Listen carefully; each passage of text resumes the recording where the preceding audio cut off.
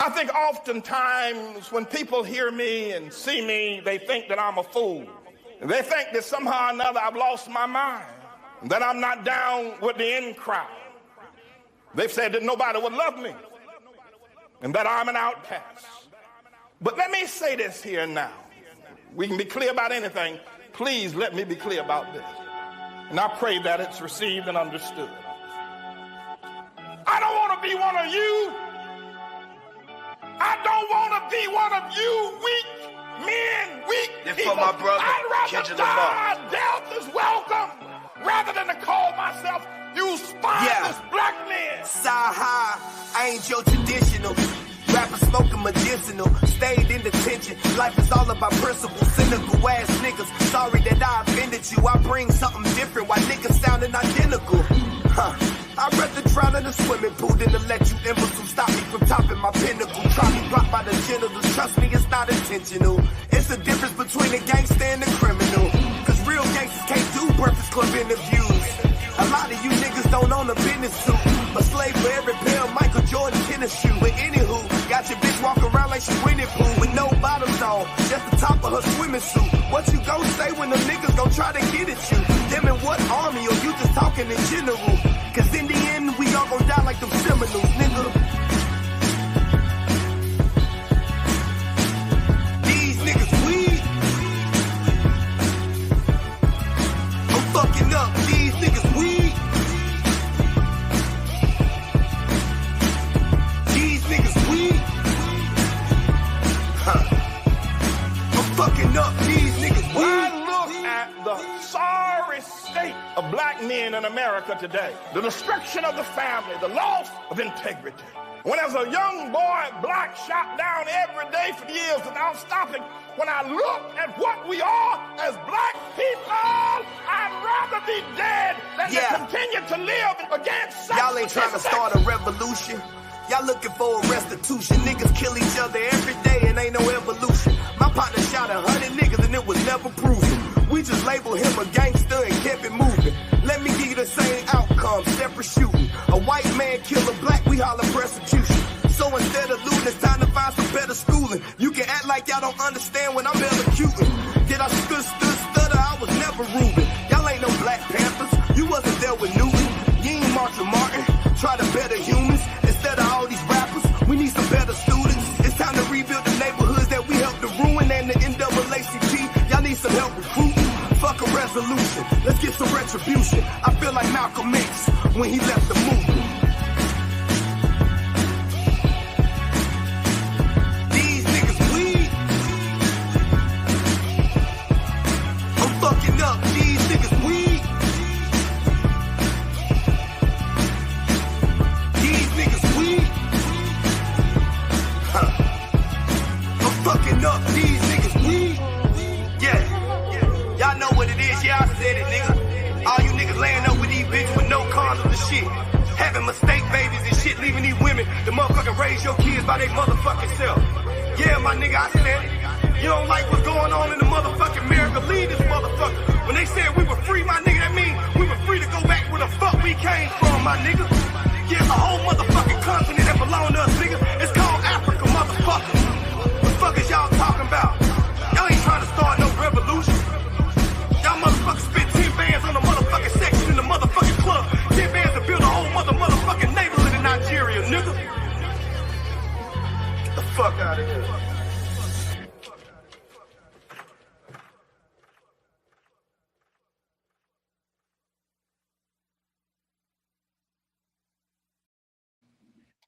Peace to everybody tapped in to the Kofi Pie-Side Research TV team and all of that, man. We appreciate everybody tapping in this holiday weekend. You know, it is Juneteenth. It is Father's Day weekend. So ladies, make sure you spoil your men's, and men's, make sure that your ladies spoil you in some kind of way. If she's not your lady, make sure that she spoil you some kind of way anyway. You know what I'm saying? Get yours. So today we have a special guest on the panel with us. We have a special guest on the panel with us, our brother Henry Dub. You know, we want to show him much love. I had the privilege of building with the brother earlier on, and and we got into a little conversation, and we're just trying to get some clarity and some direction and some things. So we're gonna walk people through a previous conversation that we had and kind of get perspectives and lay a foundation to grow up on that. So no, there's no Kofi here today unless he's watching. It's just me, Sutek Chavis, and brother Henry. You know what I mean? So shout out to Honey Clark out there. You know what I'm saying? You know, she representing for Henry. Hey Henry, hey Henry. You know what I'm saying? The sisters representing Brother Naval, Peace, Sister Juju, Robert Brand, and the Knucklehead squad that'll be in the building. Stoke was good. Donnie, what's going on? Sunday Yata was popping. Yeah. Well, we already kind of had this plan though, honey. So you know what I'm saying. You kind of, that's why it seems so quick. So, before we get into it, man, I want to go ahead and let my brothers introduce themselves, and then we know it's you, and then we'll have our esteemed guest introduce himself. So, peace. This brother Chavis. I ain't gonna say too much. I'm just gonna, I don't know what the conversation been, but I'm just gonna sit back and absorb the dialogue, uh, like and share the show as always, and get your pen and pads out, take notes.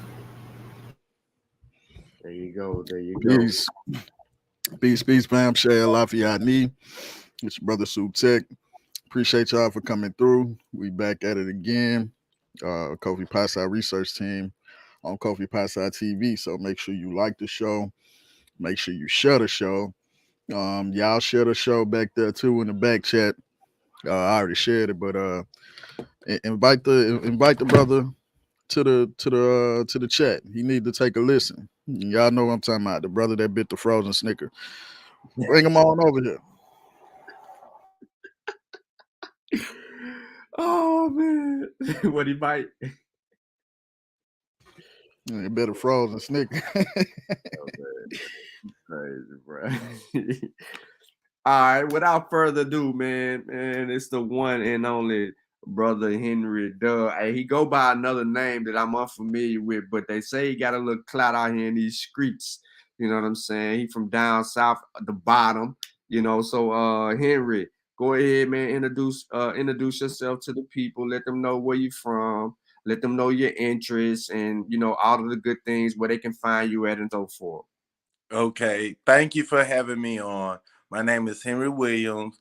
You can find me by typing in YouTube Naga World Order, NGA World Order, and news will be the page Never in the Working Service. I am also a moderator on Information Age Facebook page because I feel like the free flow of information should never be hindered by bias or any low self-esteem. Let the information flow.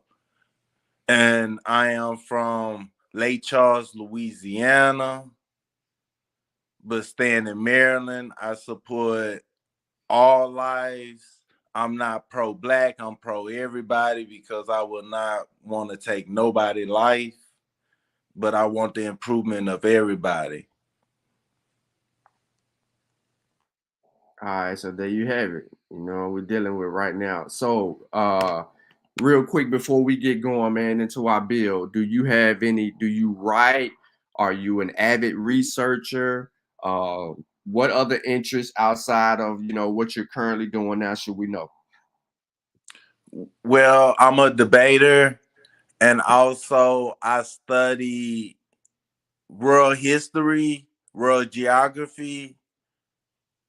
I mainly study anything that come to my mind. I study current events, wars, and dealing with migration patterns. And how long you been studying?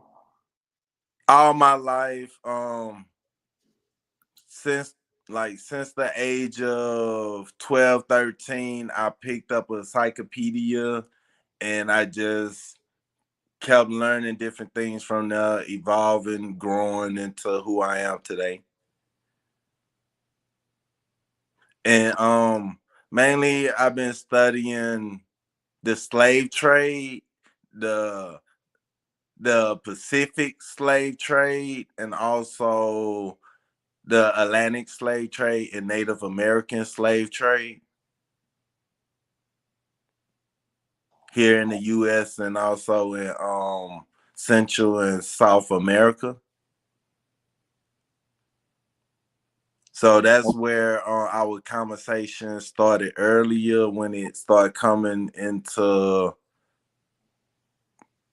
the mixing of people. I feel like it was a mixture of Native Americans and Africans who came over. It was a mixture of them on a slave plantation, and that slavery lasted till the 1900s.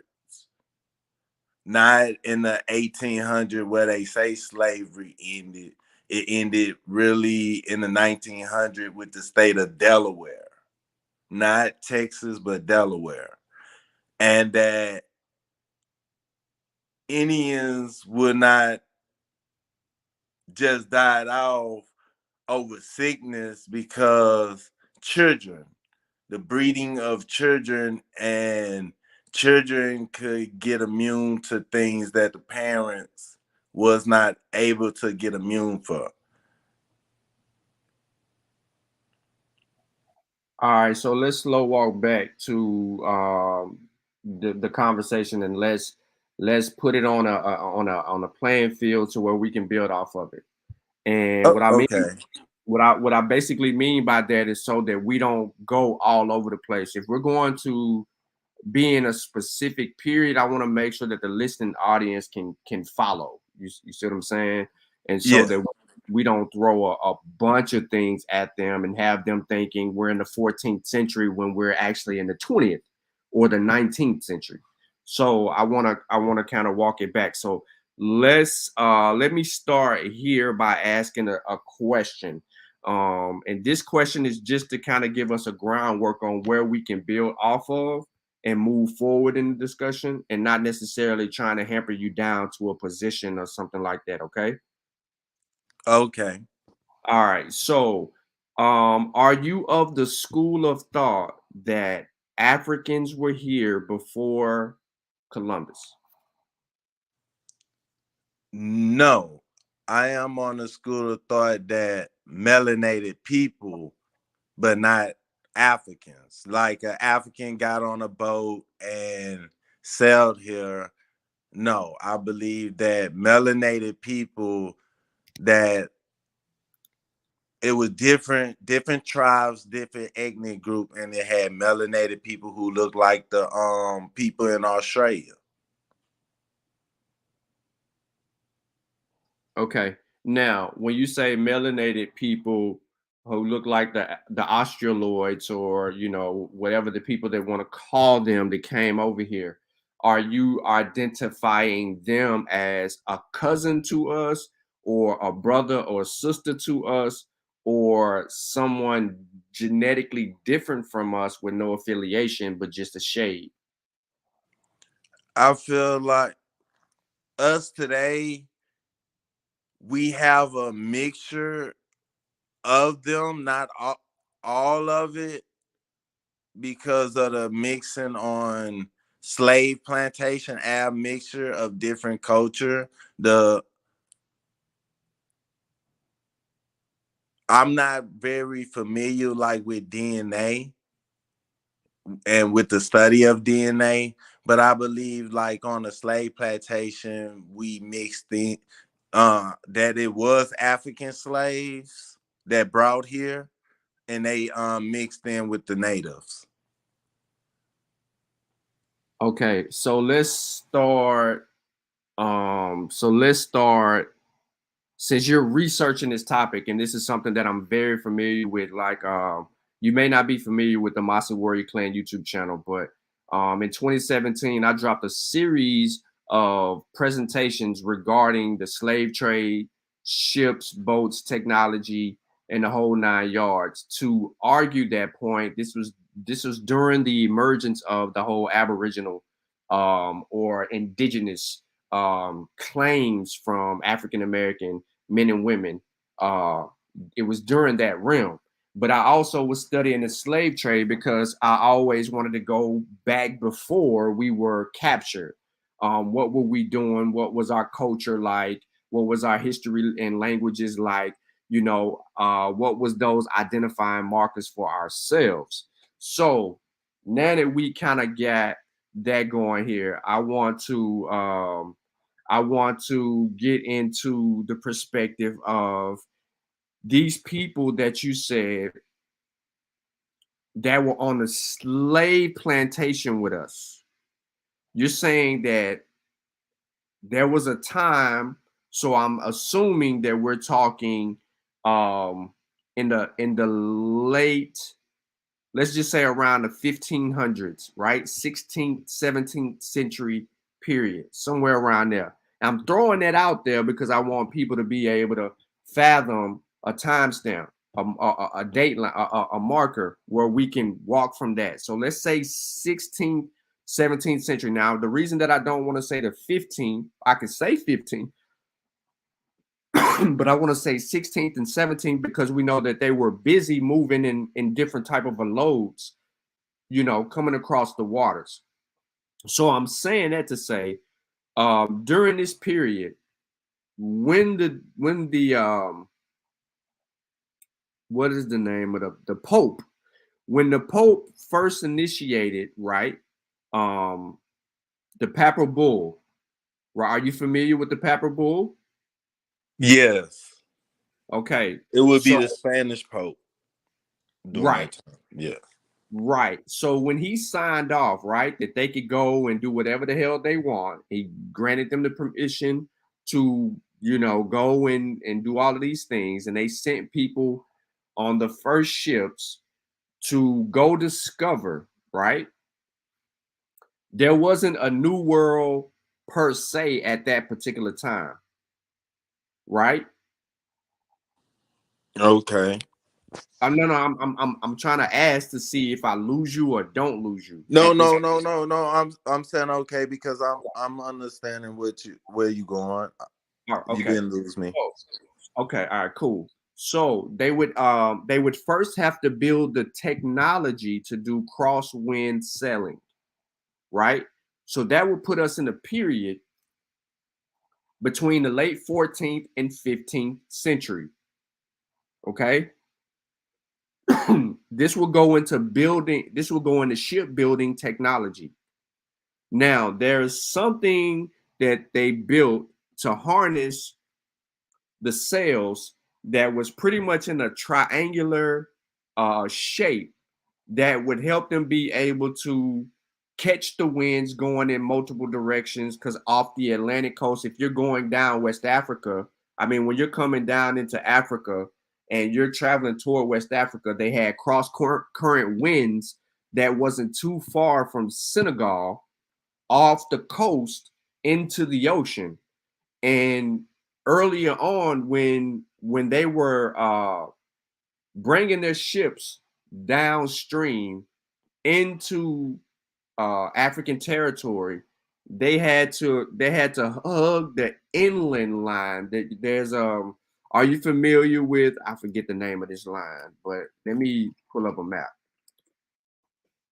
because I want people to understand what I'm saying here. So, and maybe somebody who's in the oceanic stuff could actually answer this for me. But because the name escapes me at this moment. So let me give you this map right here. And I want to show you what I'm speaking of. Come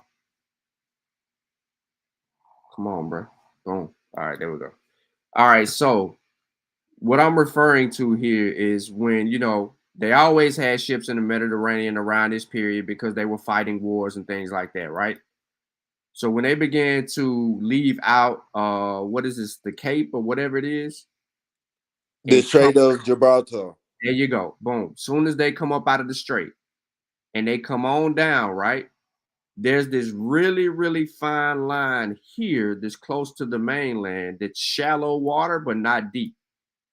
And they would hug this to travel. They would use this to come all the way down.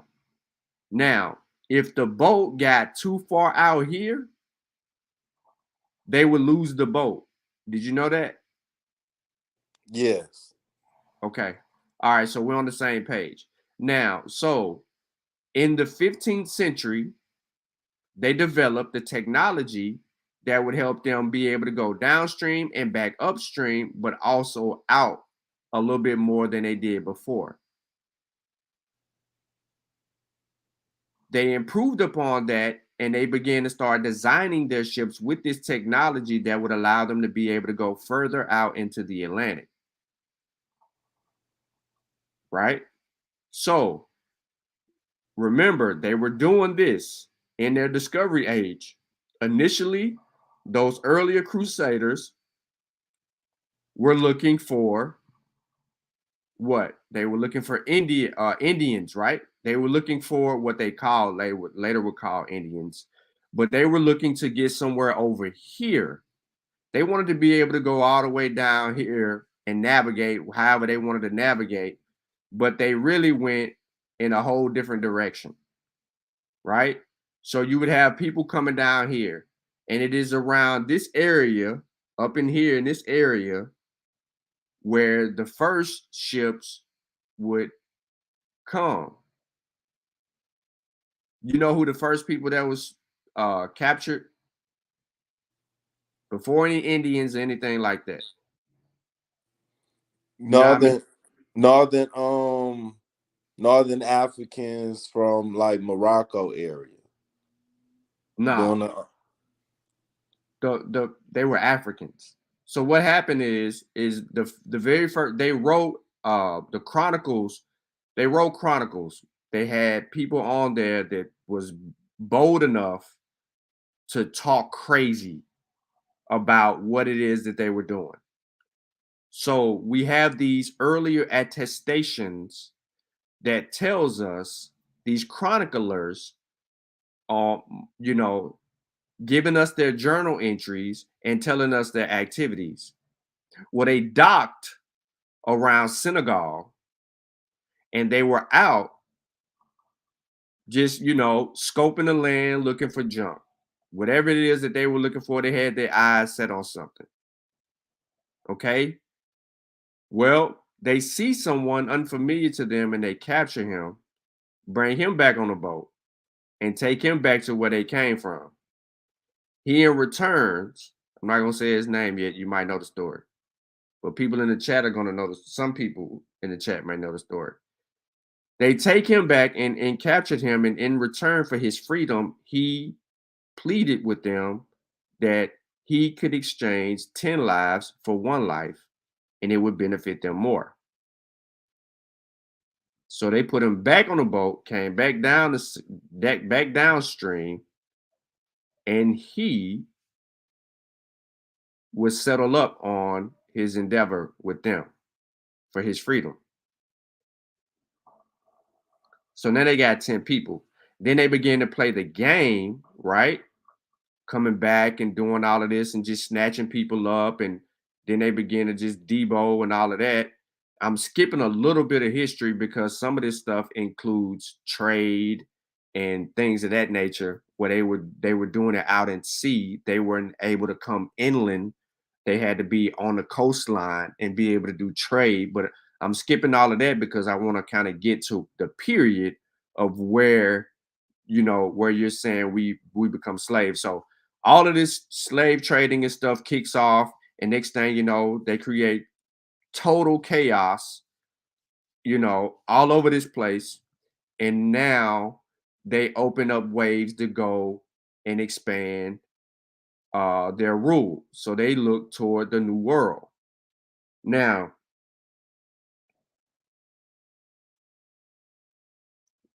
when they get to the New World, because I know you said earlier that no, you wasn't, people wasn't here before then, but you were saying some melanated people were here or were not. It's neither here nor there. You didn't say, you said they were not Africans. So we'll skip past all of that. What I want to get to now is when they began to enslave people and bring them to the New World, right? when they begin to enslave people and bring them to the New World, you said that, there go the name. For those who was looking for the name, you said that there was Indians that was on the plantations with us as well. Yes, correct. Okay, That they was natives go on the ahead. plantation. No, don't stop. Go ahead. Yeah, a fine example of that is when the colonizer was in Virginia. We know Jamestown, Virginia. The so-called history that like once they started the colony and like 9 or 20 years afterward, a slave boat came and they started dealing with African slaves. But during that time, looking up like Brown University research and stuff, they was literally at war with like the so-called Pocahontas Indians and different Indian tribes, and they had slave law of them enslaving natives, and onward that they got history of them enslaving natives.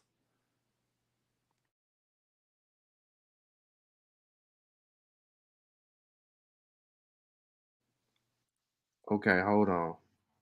What time period? Um, the beginning of Jamestown. So you're talking the 1600s. Yes, they was they was 15, in, they 1590 1600s. yes. Okay. So you're saying, all right. So let me give a backstory real quick before we get to that point. So initially when the Europeans came to the New World, right? They came over here and just stumbled upon something, and they began to call people Indians, or say that they look like Indians. So when that transpired, they were, trying to do trade, trying to do something. They even kidnapped a couple people, took them back to the Queen, right? They began to see what type of slavery work that they actually can do, or anything like that, right? And they found that these people were unfitting to do whatever it is that they wanted them to do. So in order for them to actually broker the slave trade, they needed permission to enslave other people. They got that permission, and Africans became the people of interest once they found out how weak the Native Americans were, and how they couldn't tend to do the things that Africans could do on the continent. Do you agree with that or no? No, I don't agree with that because sugarcane is from America. They had cotton here in America, rice here in America.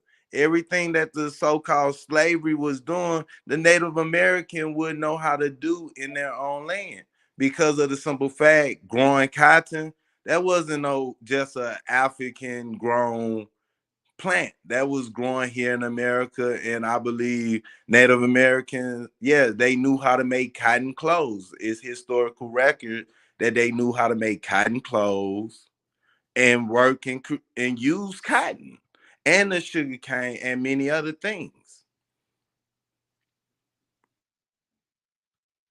Okay. So you're saying that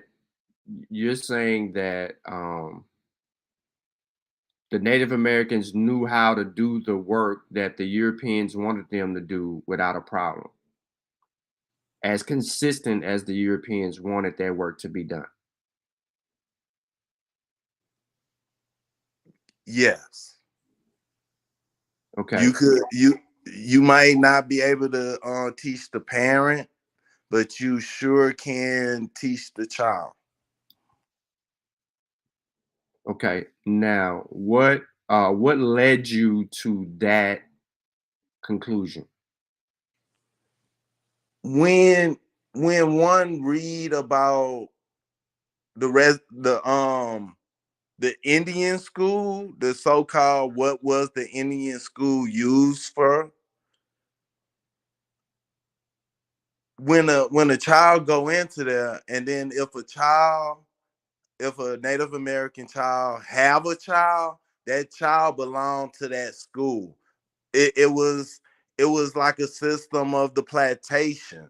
Even in Louisiana, the hospital would take hold of the native child, and that native child and the mother would be enter into slavery.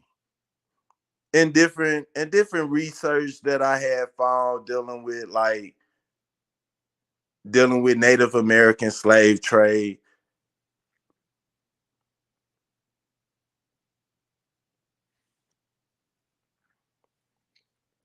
Okay, That go ahead, continue, bro. Yeah, so with my study, I have found that slavery didn't end till around 1901 in as I say, Delaware, because Delaware was a union state that stayed in the union, so they was allowed to keep their slaves. So the Juneteenth is just a made up holiday to push their agenda, but much respect for Texas. That's a Texas holiday, and for the people who use that for spirituality, that's good. But for a national holiday, is made up because the last slave state was Delaware. Dealing with understanding that and understanding the last Native American war was in the 1920s. So when you say it's made up, are you saying there's no historical realities attached to Juneteenth? So to say that slavery really ended at that mark for the nation, that is being disingenuous with everybody without telling the true story that it was Delaware. Slavery was still going on. For the people in Texas, is much respect. It's their holiday. It's their Jubilee Day because that's when they was free. Right. Hold on, Chambers. I don't want to get into the holiday part of it because I wanna deal with this period of the Native Americans and the Africans or whoever these other people were that come from the So Pacific. so when I went into research also, by the time that the Trail of Tears, that's when they moved a lot of natives from Georgia, the upper South region, into places like Louisiana and Texas because they just bought Louisiana from France. During that period, you also see another trade going on.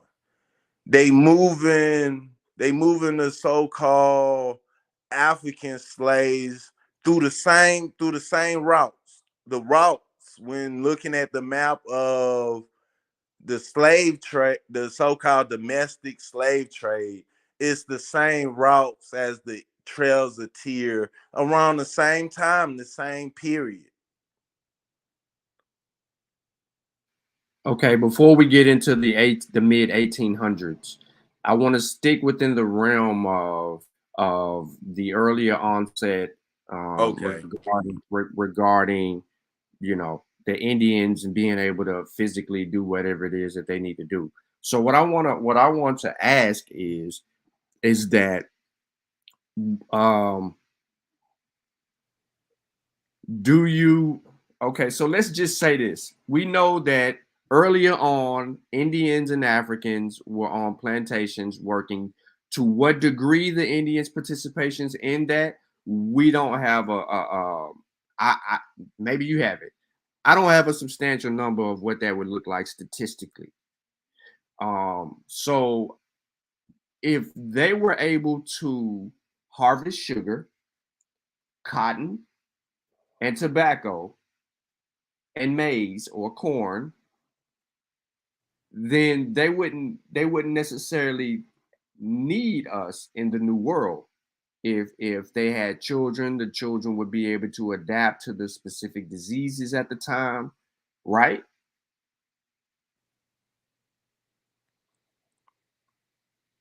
Well, no, that would not. They would not be true because they was around the same time that the trade of Native Americans going on and when the Africans trade going on, another trade was going on at the same time, and that was in people from Asia. They was trading and moving people from territory to territory. The reason why we could look at the history of kind of Europe in their moving people from their native land to another piece of land, and I believe they use that same method here in America. Move people from one location to another location to hinder their running away skills and them knowing the land. So I believe that it was trade trading from each. They needed the Africans, they needed the Native American, they needed the Asians.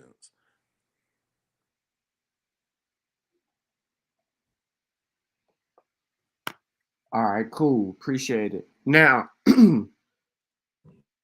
but if they needed us, right? You know that there was a whole population of people that wouldn't necessarily be a need for us. So what I want to insert here is something that you said you kind of reject. And I just want to kind of build on it a little bit to see where your headspace is to kind of deal with all of this, right? So, Okay, can you see my screen? a little bit. Is that better? I know you might be on your Yeah, phone. yes, it's better. All right, cool. So, it says the beginning of slavery in the Americas. Now, I want to give you a book source. I don't know if you read this source or not. The book source is called African Slavery in Latin America and the Caribbean. It's two editions. There's the first edition, and then there's an updated version, which will be a second edition written by Herbert Klein and Ben Vincent III. You familiar with that book? No, but I could learn today. All right, this book said, it talks about the slave trade. It talks about the labor. It talks about the economy and the history of slavery and of the African American experience in Latin America and the Caribbeans. Pretty much covering not only the Spanish but also the Portuguese and French regions, dealing with the actual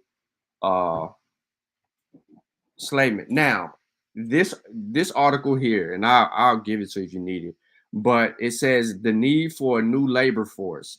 It says European diseases had a devastating effect on the Native American population.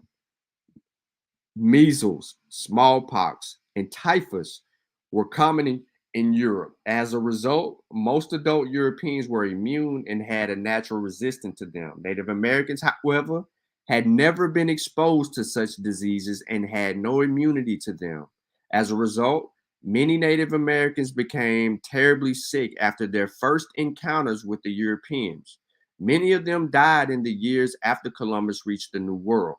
So I want to stop right there with this emphasis on measles, smallpox, and typhus and the Native American immune system. Do you agree or disagree with that? Not on a not on a full reach of the devastation of it. I believe that it did have impact on people, but not on a full scale that it killed off billions of people, millions on millions of people. Might be few hundreds, but not millions of people. Okay, so hold on. Say that last part again. You said it might have been how many? Like hundreds, like in thousand, like a few areas, a few pockets of entry, but not all of the Native American population. Not all of them. All right. So have you studied diseases at all and its effect on the New World? Basic basic levels, not fully into it. Okay, so let's use the current pandemic that we're in as an example. All right. Strip us of our technology, strip us of our vaccines, strip us of our ability to, when I say technology, I'm talking about our ability to communicate, right? To build no hospitals, none of that. Take all of the good things that we've actually had to be able to fight during this pandemic. Take all of those things away from us and leave us strictly handicapped, right? Strictly handicapped. Now,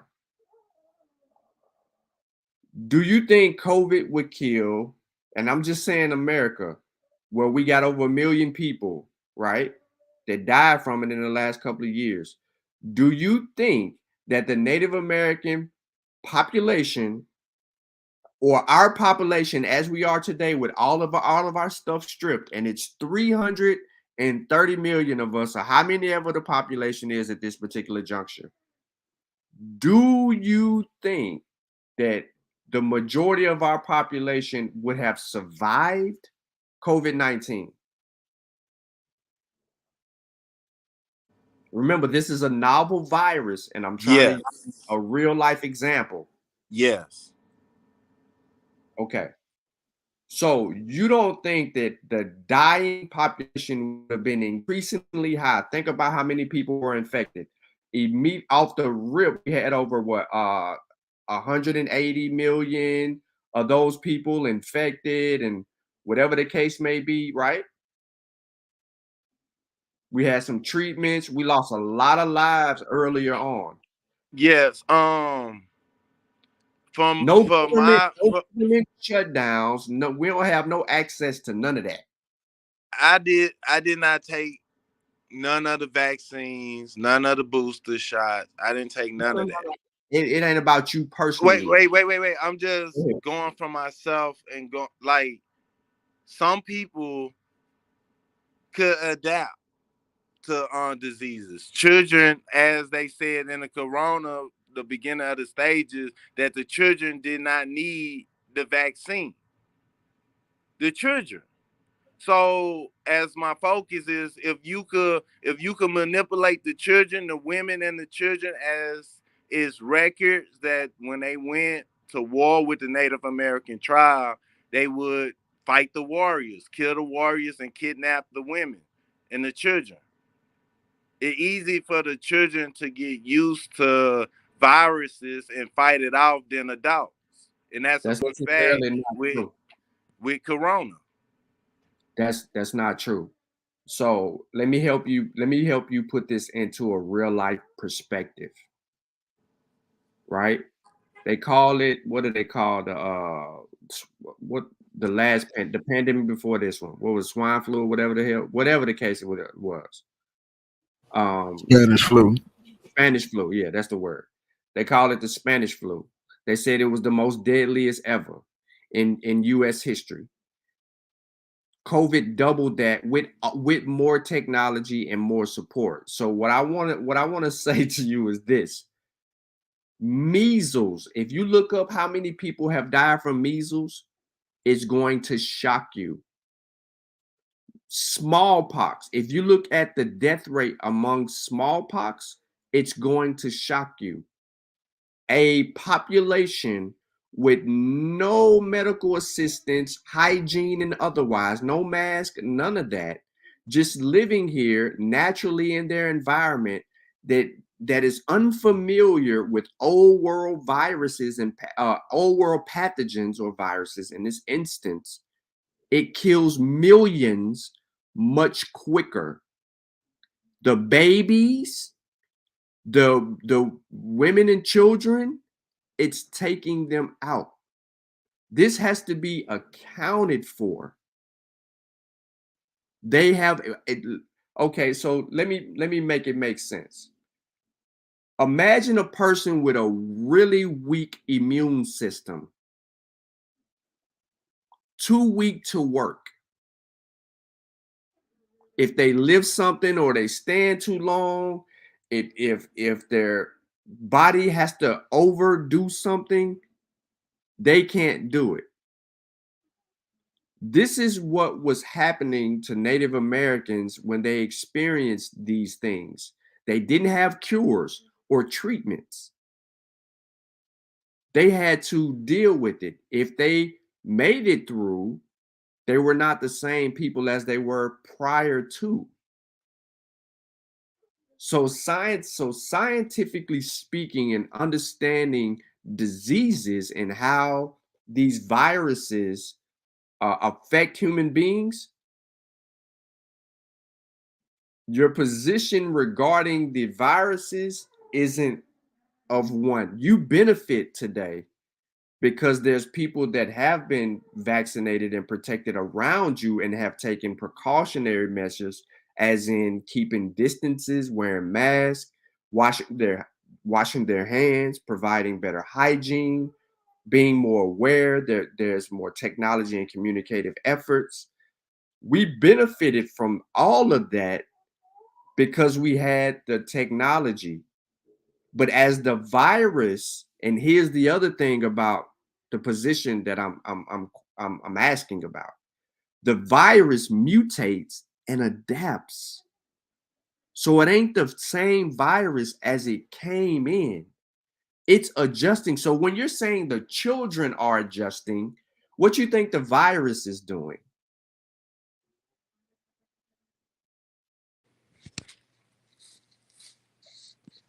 I know that yes, certain viruses do mutate. And I also understand that in our body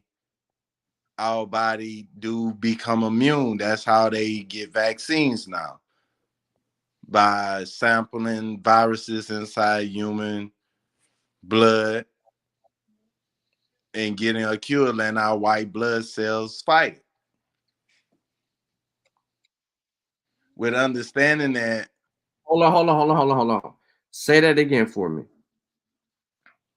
understanding that in human population, we have white blood cells that fight off diseases. Some people immune system not stronger as others. From the beginning of colonization, we talking about the British colonization of America. Going into after 1812, when the No, war. I want you to stay in the 1600s right now.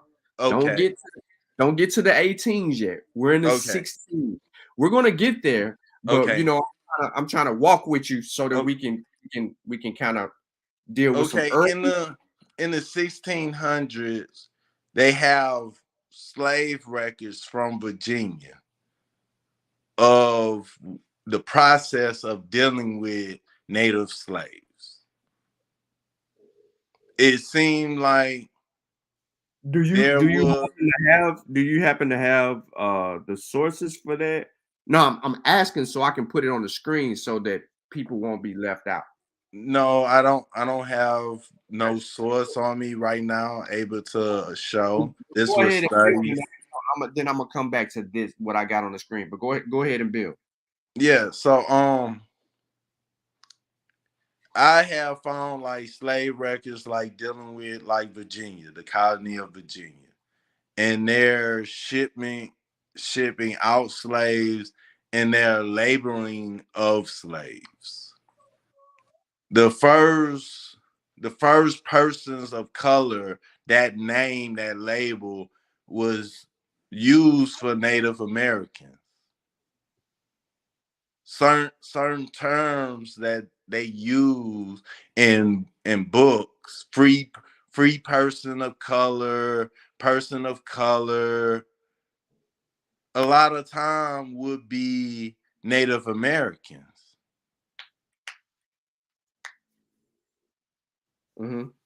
And they show that in the 16th century, with even finding Rhode Island, there's documentation of Rhode Island shipping slaves out, Native American slaves, in the founding of foster care, a system similar to foster care with Native American children.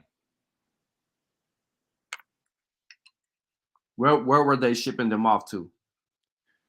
They would ship them to different parts of the colony, or they would ship them to the Caribbean islands.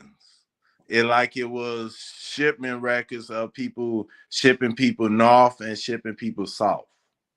So were they not also shipping? Well, I might be going backwards, but were they not shipping Native Americans to Europe? Yes, and Africa. Okay, so we're going to get to them shipping Native Americans to Africa so that we can because that was one of the things that we was talking about. So we're going to get into that specifically, right? So real quick, I want to kind of come back to and go and then catch up everybody else up to where you are. So it continues to say here,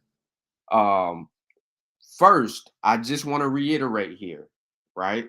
I want to reiterate that the Native American had serious immune issues. That was, as you can see it highlighted here, is one of the main contentions with why they were so weak and couldn't work and were dying off the way that they were dying off. To add to that, and I don't know if you know this or not, but I got a couple of sources here that I got all right, so then I'm gonna give you another book name. And shout out, I don't have to shout you out, but I'm gonna shout you out anyway because I respect, you know what I mean, the scholarship and whatnot. So shout out to True Storian. He knows why I'm shouting him out. That's why I said I really ain't gotta shout him out, because if I just said the name of the author, everybody gonna know. But he put me up on a book of several years ago, 5 years ago. The name of the book is called The Slave Trade, the story of the Atlantic slave trade, 1440 to 1870. Now, the book may look intimidating because it's like almost 1,000-page book. However, it's written by Hugh Thomas. It's one of the most documented, sourced books that we have regarding the slave trade. For anyone that's studying the slave trade and how we got to the point of where we are today, you take the book that I mentioned earlier, which would come behind this slave trade book. So this would give you The Slave Trade by Hugh Thomas and African Slavery in Latin America and the Caribbean by Klein and Vincent III. And you will get a little more insight. I do have other books that I can refer you to, but those two books, I'm saying it off the muscle. Now, in this Hugh Thomas book, Slave Trade, we get the primary sources on the chroniclers who were involved in everything that was transpiring, and even when they get into the New World. Now, from an African perspective, we have A History of West Africa by J. Ajayi and Michael Crowder. In that text, we get the internal source of Africans providing information for us regarding their experiences, but that's not the only one. I have a few other ones, and I'll get to them in a minute. I'm saying all of that to say that we have documented evidence to show that not only when these Europeans came in the sense of where they came into, their diseases weakened these Native Americans to a degree to where it was painful for them. But also to add, these European who were pretty much trying to, work off their debts, and who were criminals already back in Europe, who, all of that stuff, why yada yada yada. Okay, we get all of that. But these people also tortured these Native Americans into places to where that virus survived them longer than it normally would. What do I mean by that? That means, like, think about their food and water supply contaminated by viruses. You talked about the children, but you have to consider these viruses and the environment was suppressed among them, and they had to survive. So guess what they're drinking? Contaminated water, where they just throwing bodies in the water from people who died, or the land that they were tilling to where they were getting their natural resources, those dead bodies being right there, the virus is still alive. You had all of those things going. So to get to that, it continues and says, no one knows how many Native Americans died from European disease. This is something that we agree on. But the loss of life was staggering. That is in itself, they use the word staggering because that means an astronomical amount of people. Spanish author Fernando de Oviedo reported in 1548, and this is why we're giving you the name here, right? Because this is going to be a credible witness here. Reported in 1548 about the destruction of Native Americans of Hispaniola. He reported that of the estimated 1 million Indians who had lived on the island in 1492, there are now believed to be at the present time 500 persons left. He estimated 1 million people on an island, all the way down to 500 people.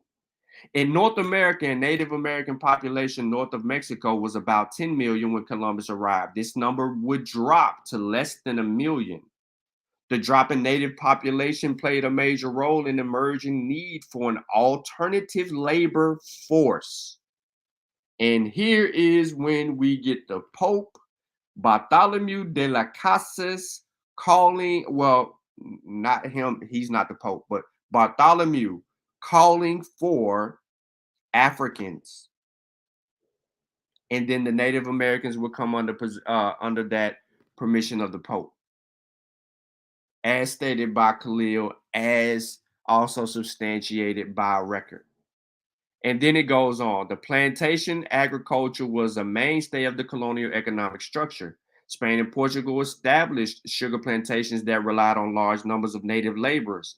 In the 1600s, English tobacco farmers in North America also needed workers for their plantations. Remember, they trying to establish themselves. So this is where you're getting this need for more bodies. New world, new management, new construction, and the Native Americans that you said were on these plantations have now come under protection of the Pope. So with the lack of Native American workers, they too needed another source of labor. Plantation owners in both the North and South America wanted a cheap workforce. And here we go again. I know I got ahead of myself, but some colonists, including Spanish priest Bartholomew de las Casas, suggested using enslaved Africans as workers. Africans had already developed immunity to European diseases. The colonists soon agreed that slaves from West Africa could be the solution to their labor needs. And then you get it cracking. In the 1510s, Spanish government legalized the sale of slaves in its colonies. First full cargo of Africans arrived in the Americas 8 years later. Over the next century, more than 1 million enslaved, blah, blah, blah, blah, blah. It continues to go on and on. So now we're up to this period of understanding. Well, before I move on, I'm sorry. Before I move on, at this point, from what I read, Henry, any contentions outside of the one contention you have about the belief around adapting to or gaining some type of immunity to virus? Yes. Okay, go ahead and express your disagreement. One is dealing with the Pope. Great Britain the Pope didn't have no power over Great Britain. Anything Great Britain done, the Pope didn't have nothing to say. Couldn't stop Great Britain. I don't want you to go to Great Britain. Wait, Remember, wait. Why I say that is because Jamestown, we was in the 1600s, Jamestown. No. I was somewhere else coming into the 1600s. Yeah, so right. So in that time, that would be Spanish colony. That would be Spain understanding. That would not have stopped France, and it would not have stopped England or Denmark or the Netherlands, because Netherlands, the Dutch, they was trading at that time. They was the big. They became biggest trade country after Spain. Their currency became the currency of trading, the Dutch. In that time, we gotta see contents of every continent and every country dealing with the trade, not just Spanish. A lot of people go with the Spanish and the Portuguese dealing with the Pope. But there was other countries that was dealing with slavery. I'm not disagreeing that there was African slaves brought here. Yes, there was African slaves. But we must also understand that in the history books, they give us an understanding of the Native American slaves, that the Native American was slaving their own. Even so, Native Americans was going to war on other Native Americans, selling them. You're moving it. You're moving it to where you're losing people. So I'm sorry. So what I want to try to do here is I'm trying to get you to stick to a timeline so that we can work towards some of the things that you're mentioning. So the reason that I'm saying what I'm saying now is because the British is later. Right? Timeline wise, the British is later. Who we have effectively enslaving Africans that we know specifically are earlier on in the earliest onsets in the late 1400s and the early 1500s are the Portuguese. The Portuguese are the prime suspects, and the Spanish. Do you agree? So no, I need to ask if you agree to that. Okay, yes, to that understanding that the Portuguese and the Spanish. Right. Okay, so now we have the Portuguese. We're specific. We're being very clear that we have the Portuguese running amok on the continent and in the New World, Spanish included. They're trying to navigate and do all of these things. We know in the earliest onset of the slave trade, the Portuguese had a monopoly on the shit. Do you agree with that or no? Yes. All right. Now that we know that, and we know there was competition with Spain when they began to expand and do the things that they were doing. I don't know if what I'm saying to you is kind of a little new information or things that you didn't have before, but when it kicked off and they legalized it and they began to do all the things that they needed to do, there was issues here. So I want to read something to you, and then I want to see if you agree or disagree, and then I want to elaborate a little bit. So the enslavement was a horrible experience for slaves. Most enslaved people had been captured in the interior of Africa often. Those who profited from selling slaves to European captains, we know all of that right now. So I want to get to something. We're in the period of the 1510s, and we're coming back into the 1600s. And it says this: in this confinement, disease spread quickly, killing many Africans. Others suffocated or died from malnutrition. They're talking about the trip across the ocean. Some slaves took their own lives to end the suffering. It is estimated that 1 out of 6 Africans died during the Middle Passage. However, between 1520 and 1860s, 12 million Africans were shipped across the Atlantic as slaves. More than 10 million of these captives survived the voyage and reached the Americas. The slave trade led to the African diaspora. A new diaspora is a scattering of people. Enslaved Africans were sent all across the New World. So that's a summary here to where we are getting up to the point. Now, you keep going to Jamestown. I have a question. What is the sophistication with Jamestown? Is it because the people say that it was the first place, or this is when people began to do whatever it is that they needed to do at that point, or you haven't researched any earlier than the 1600s in Jamestown and the enslavement of Africans coming through these other places like South America to the Caribbeans, and then the lower, the Louisiana, Alabama, all of that area right there where they could get people into North America and to begin doing their down south thing. Okay. Why I mentioned Jamestown, because of the hidden history that when Obama, I'm gonna get into the whole picture of why I say Jamestown. When Obama was elected president, they said that Obama bloodline went to the first slave in America. Not on his father's side, but his mother's side, a white woman. Very shocking. But when you look at the founding of Jamestown and when the first slaves arrived in Jamestown, it's very weird. It's like around 9 years or 10 years or so forth. Not that long for the colony to get started.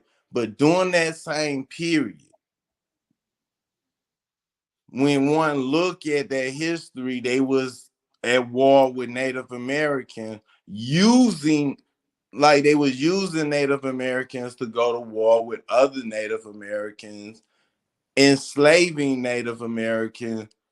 And in that process, that showed that not all Native Americans died over the disease. Even through the 1600s,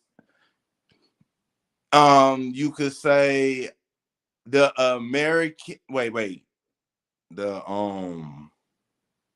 French and Indian War, was that in the 1600s, before colony? No, before we got our independence. In that war, the French was using Native Americans to fight the British and take slaves, and the British was doing the same thing with Native Americans, using tribes to enslave other tribes through war. So through that process, I seen that not all of them died. Yeah, some on the coast, but they had to move inland. They started moving inland and dealing with other tribes. They did not wipe off all the tribes that when the Spanish came and stuff, because they were still moving inland. They were still finding new territory in the 1600s. Yeah, when you say new territory in the 1600s, remember you're talking about the 13 colonies at this particular juncture. So before you continue, I just want to insert something here. All right, by the 1650s, the Native American population was less than 6 million, and roughly more than 112 million before the arrival of any New World people that ventured here via Columbus, etc.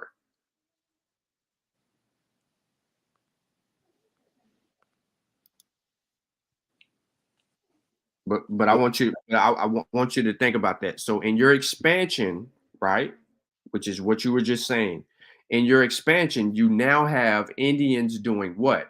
They are leaving these colonized areas, right, and they're going west, or they're going away from where they inhabited. No, running into new Indian tribe, different people. If we see Native American tribes where they located and stuff on the map before colonial time, there was many different tribes. So one tribe on the coast might had got enslaved, or one tribe might have died out through warfare. There was still different tribes. Okay, Even if what give me if you can recommend a source or a something that you may have read previously that talks about the Indian wars during the colonizing of America. I went to like Brown University, and I typed in Native American slave trade.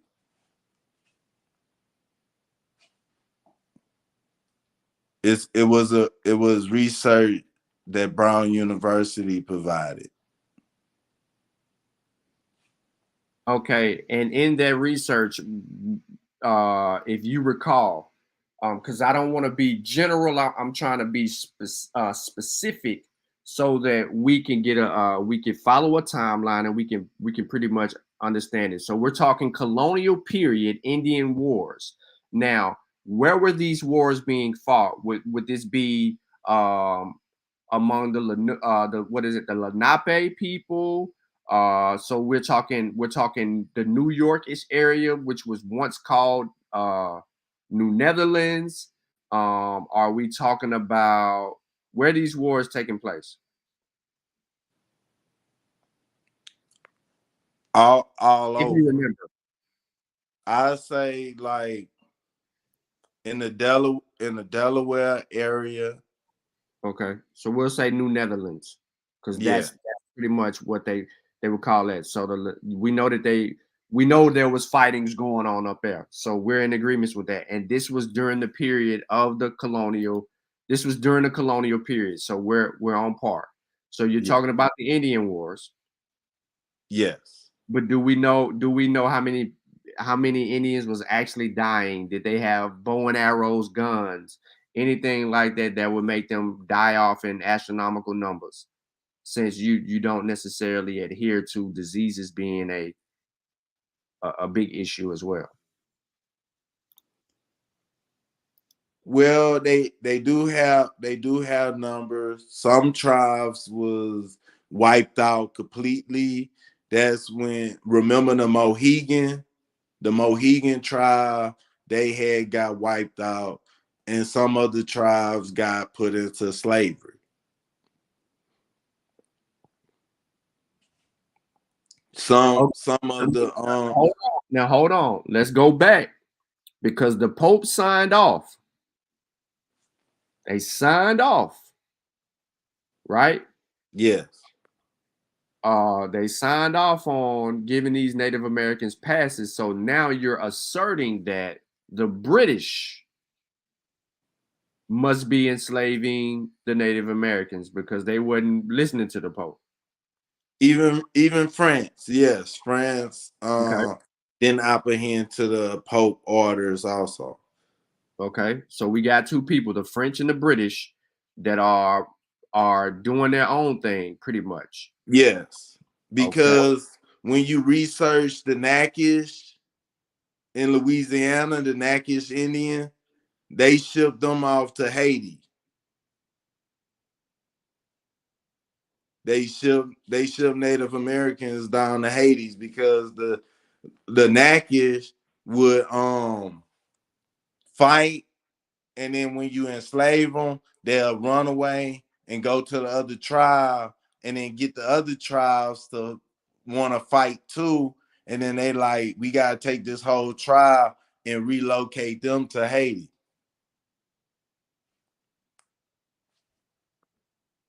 Okay. Don't want to get to Haiti just yet. But what I do want to do is I want to give us the ability to stay, because I think that we're moving. Right, yeah. We're moving to a period of where, as Khalil is saying right now, that you have to concede the point of the Indian population dwindling at astronomical numbers. You have diseases, right? You have warfare from the 1500s up and through the middle of the 16 to late 1600s. You got Indians beef, right? Which we all know that, and you'll never hear me argue against this. We all know that Europeans are good at doing uh good at manipulating situations. We have historical evidence of them being able to do that. So to insinuate that they would be inflicting a warfare between Indian tribes is no argument for me. So I want you to think about what I said earlier regarding the disease, regarding their weak immune systems, and not having the natural resources and this place to themselves as they had it before with new colonizers. And now Africans are here. They're bringing diseases too that these natives aren't familiar with as well, and they're getting even sicker from that stuff, plus the wars. They're dying and dwindling in high numbers. So now we're at a point to where they need more African people. So now I'm trying to get to between the 1510s, the 1680s, we have several events transpiring, ladies and gentlemen. And they're what I just said: disease, warfare, and a lot of them was just slaughtering people and raping people and doing the whole thing. Right? We all know that the European playbook is the European playbook. They did the same thing in Africa that they did over here. We know that they come angry and they come fierce, and it just so happened that they were immune to stuff that the Native Americans wasn't, and that played a bigger role. But they also instigated beefs. No argument there. But now, Henry, if you look at it from that perspective, you see the Native American population dwindling,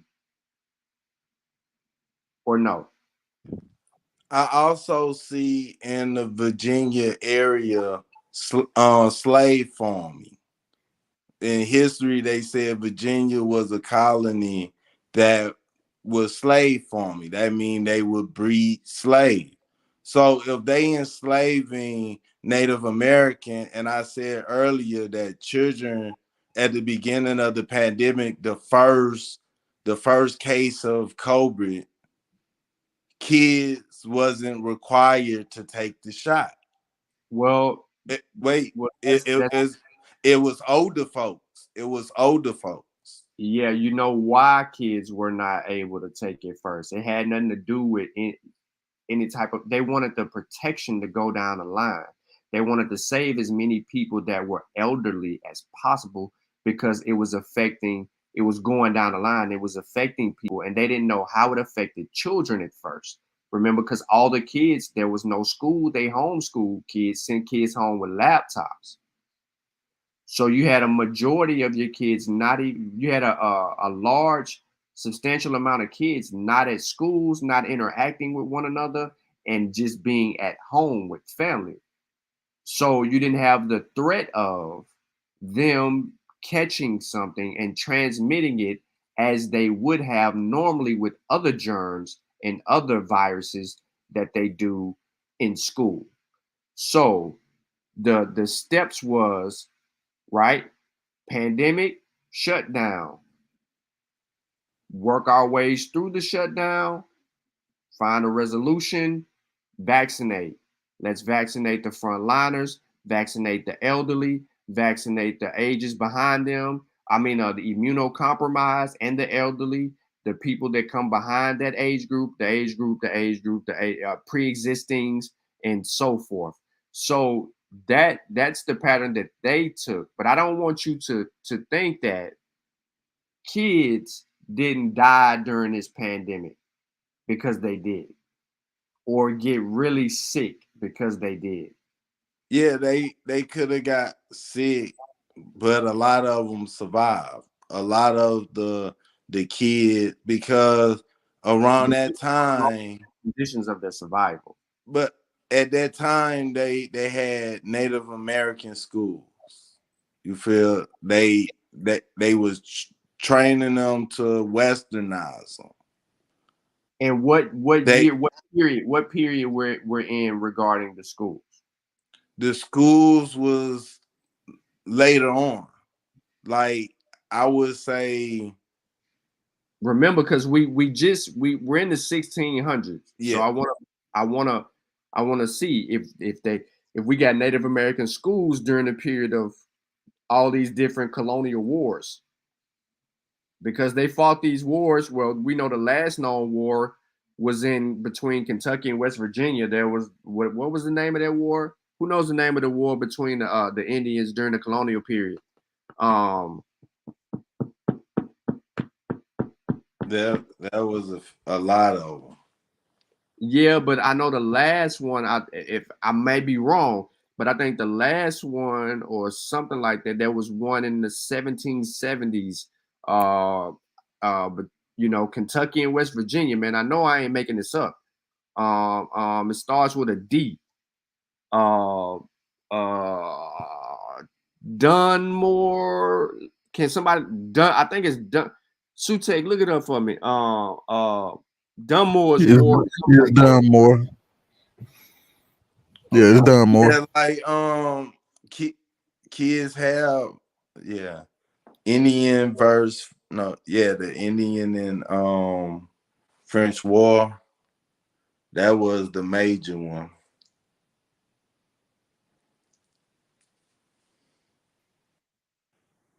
My bad. So going back to that, I'm saying all of that to say, if we look at history and if we line it up using chronological order, right?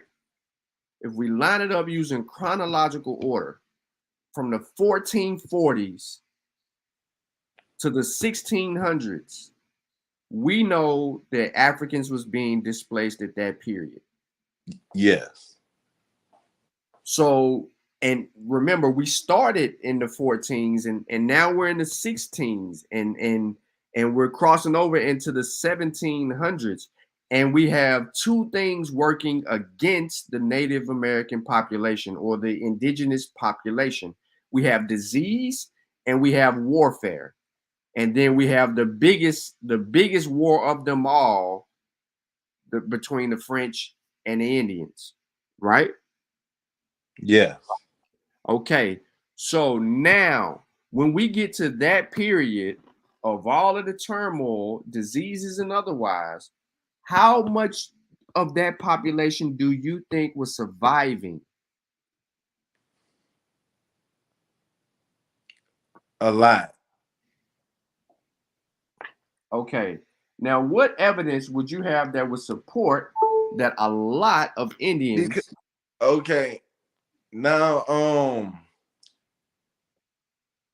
with that part, we gotta understand warfare. It'll be the men who will mainly get killed in warfare. We gotta remember this. They don't kill them. They don't kill the women. They don't kill the children. They kill the men. They would take the women and children. What would they do with the women and children? Tribes would take them and enslave them. So if Native American tribes got other Native American as slaves, and they adding African American slaves also, there's interbreeding. And also on the colony, also, if they having Native American slaves with this great war and stuff, because we gotta look into that war and see what each side was doing with the prisoners of war. That's what they were, prisoners of war.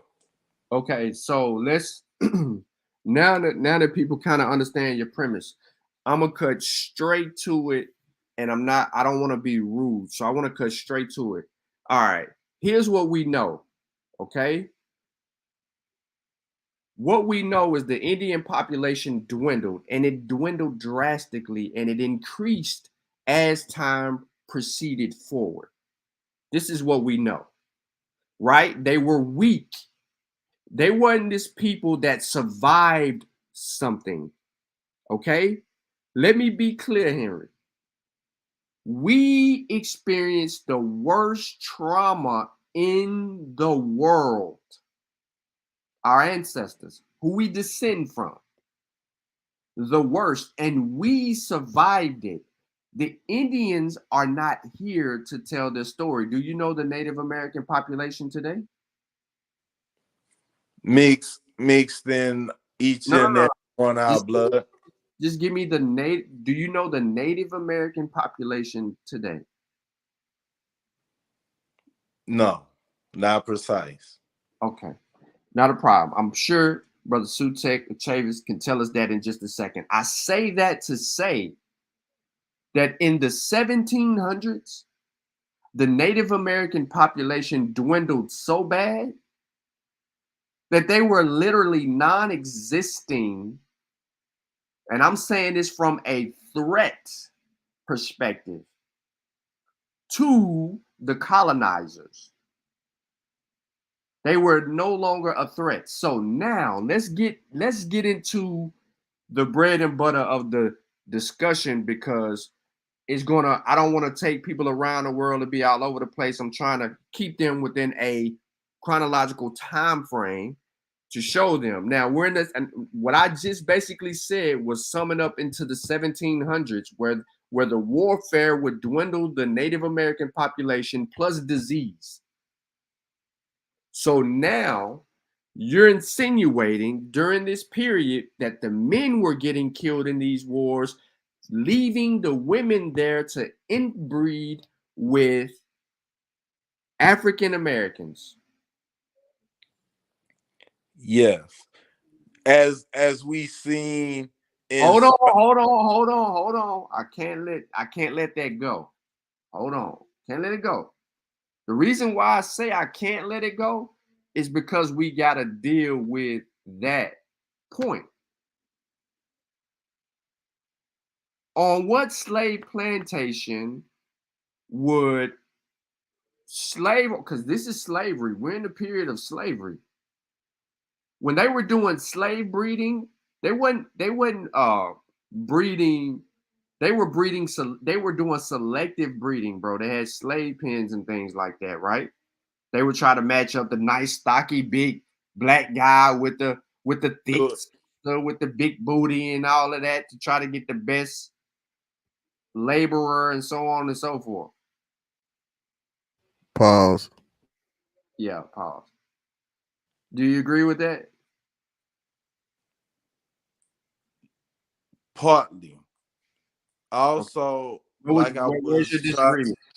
Huh? No, I agree that some of that took place, but not all. The point is this right here. Every law in the colony, if you research it, you're a slave by your mother. That was the rule. If your father was a free man and your mother was a slave, the child was born a slave. That's the rules of the colony. You could look it up and find that. You're a slave by your mother.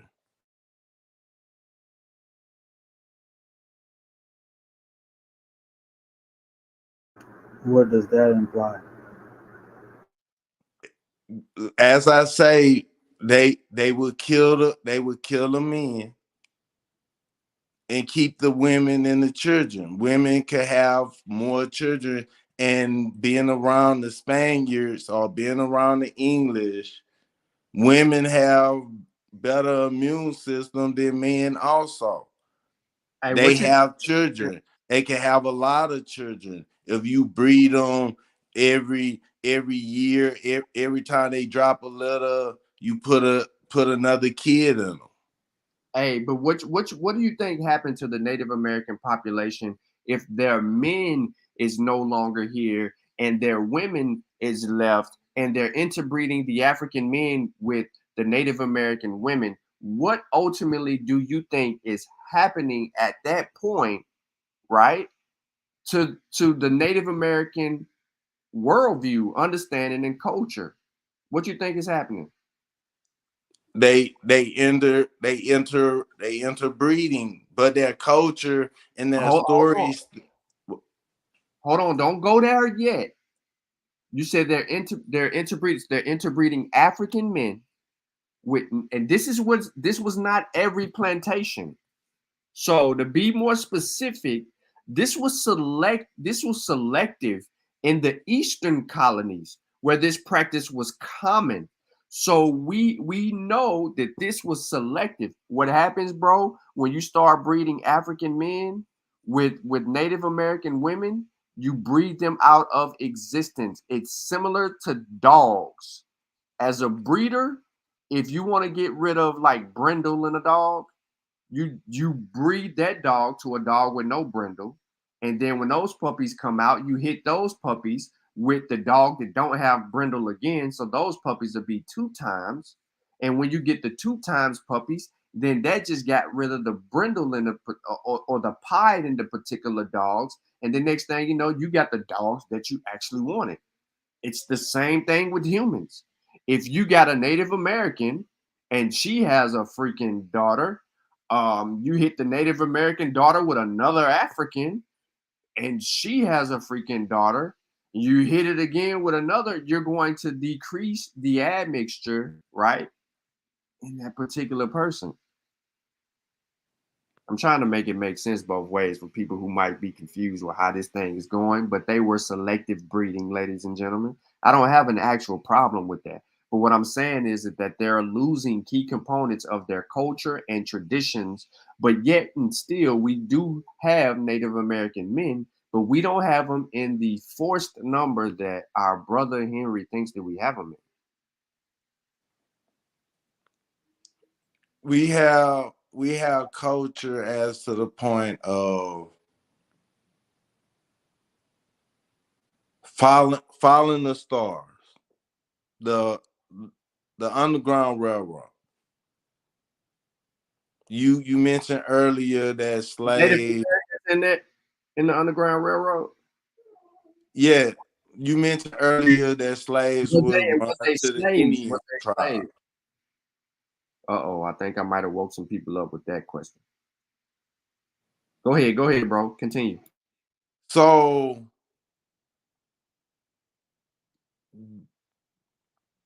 how would slaves from the southern hemisphere know anything about the northern hemisphere star system and how to have songs and rhythm to deal with the star system, to run away, how to run away, where to get to, where was due north? Tribes, Native American tribes were helping other Native American tribes to get away, and some fought Some got enslaved. This was done in the 15th century. Yes, they had rules by the Pope, but it was still occurring. The Spanish was still finding territory. The English was finding territory. The French had Louisiana purchased, moving slaves around, mixing. We see the caste system when it. Yes, I agree that when it comes down to pure breed, you could breed something out. You feel? So, but the stories dealing with certain songs like the drinking gore and stuff survive. People in the if slavery was still occurring, going a little further in time to the 1900s, and people grandparents, like grandmothers, say, "Hey, you have some Indian in your blood." As my grandma, she was French, Native, and Black. It was culture to pass on certain stuff. It words of mouth. A lot of people in America would say, "Hey, I got Native in my blood." Yeah, but hold on, you're getting too far. So just I'm trying to slow you down when you get too far. You really went too far, but I want to bring it back. So what I'm saying is, and what you're saying is, what you're insinuating is that these mothers who were having these African and Native American children was passing down these particular bylaws and cultural nuances to their children from an old. Yes. All right. Now, don't you think that they would lose that shit because West Africans had a culture too, and they was actually teaching that? But hold on. Let me take it back a little bit. And not only necessarily trying to teach that, but we're talking about a time that slavery is existing, right? And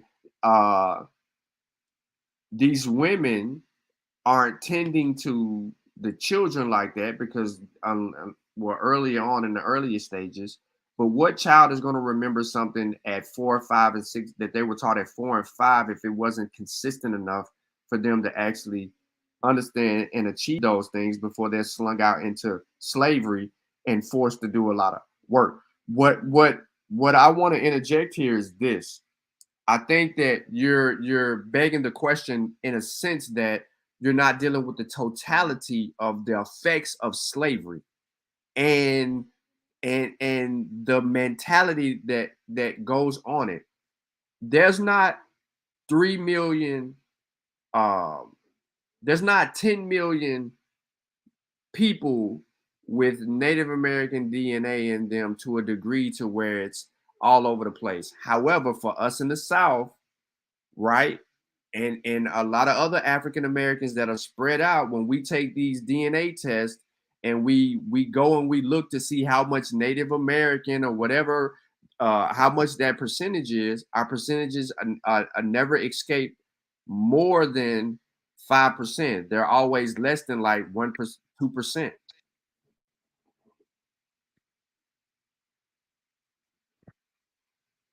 Right? So we have to take into account, because of what we just had a conversation about, these women being left alone and then interbreeding with African men, and you never knowing that the slave master getting his piece too, and he probably mixing that thing all the way up too.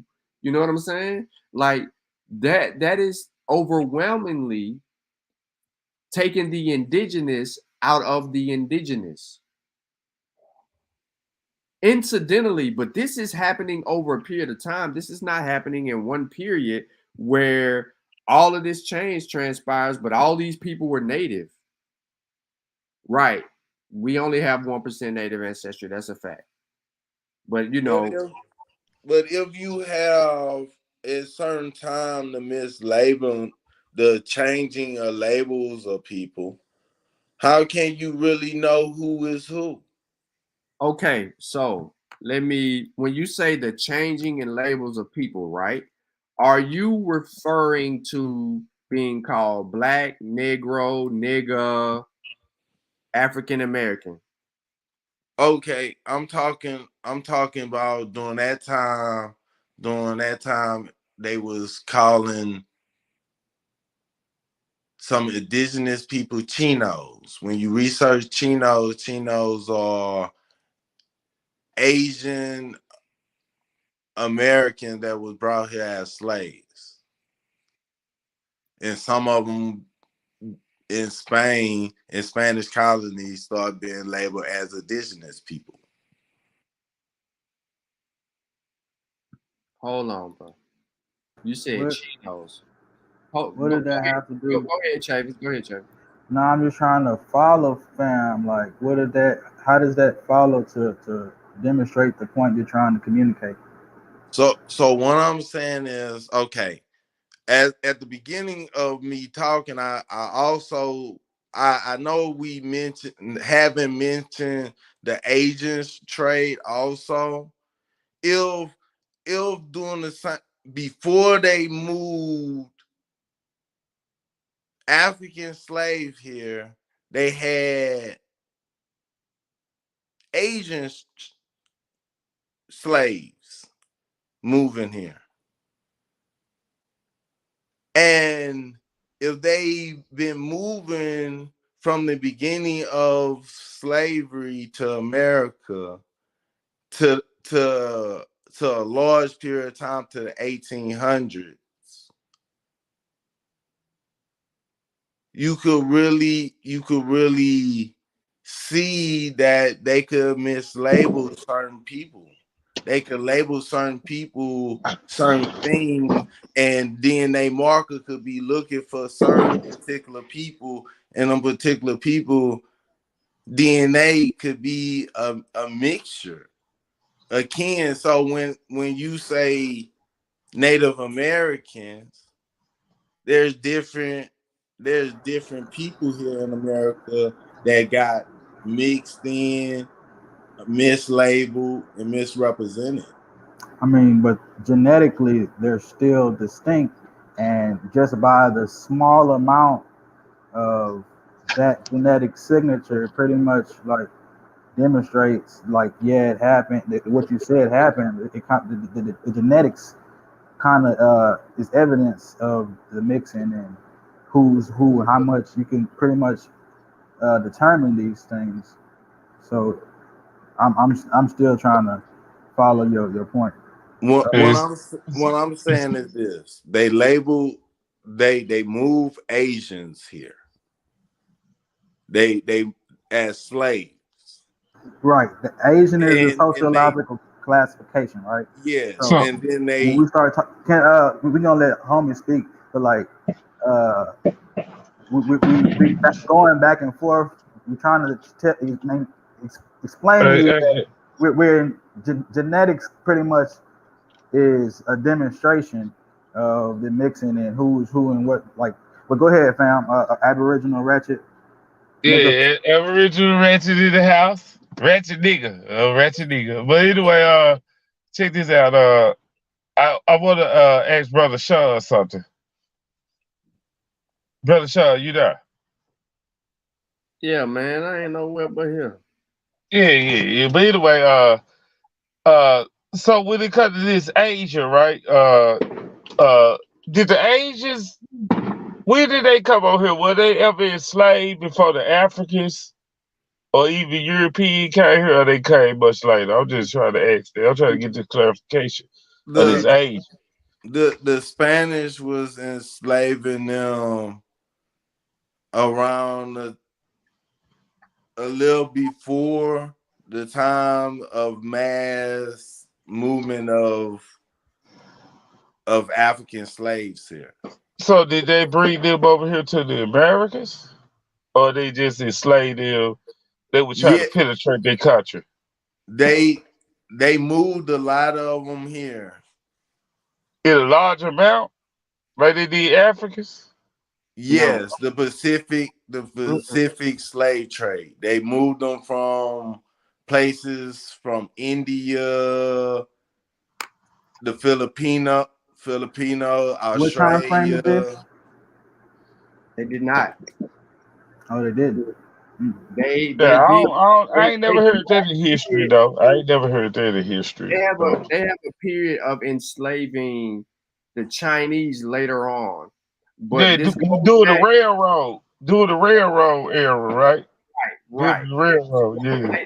later on. So that's something that I wanted to get into it with him, because of that brings up the whole blackbirding situation, and that we left off at before we really wanted to get into everything.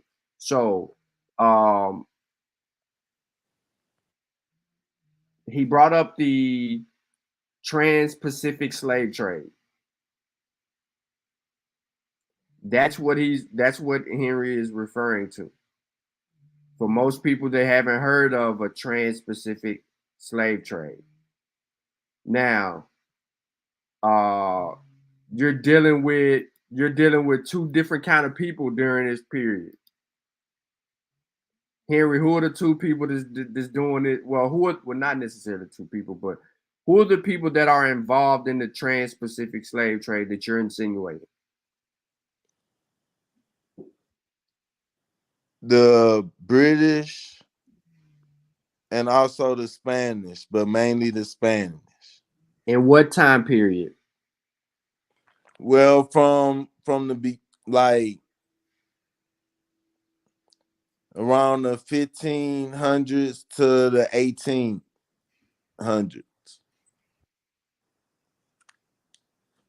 The what? Say that period again. From the 1500s to the around the 1800s. Are you sure this is just not a period of 1800s? No, it got records of Chinos being in Mexico and other places of Spain before that, before the 1800s.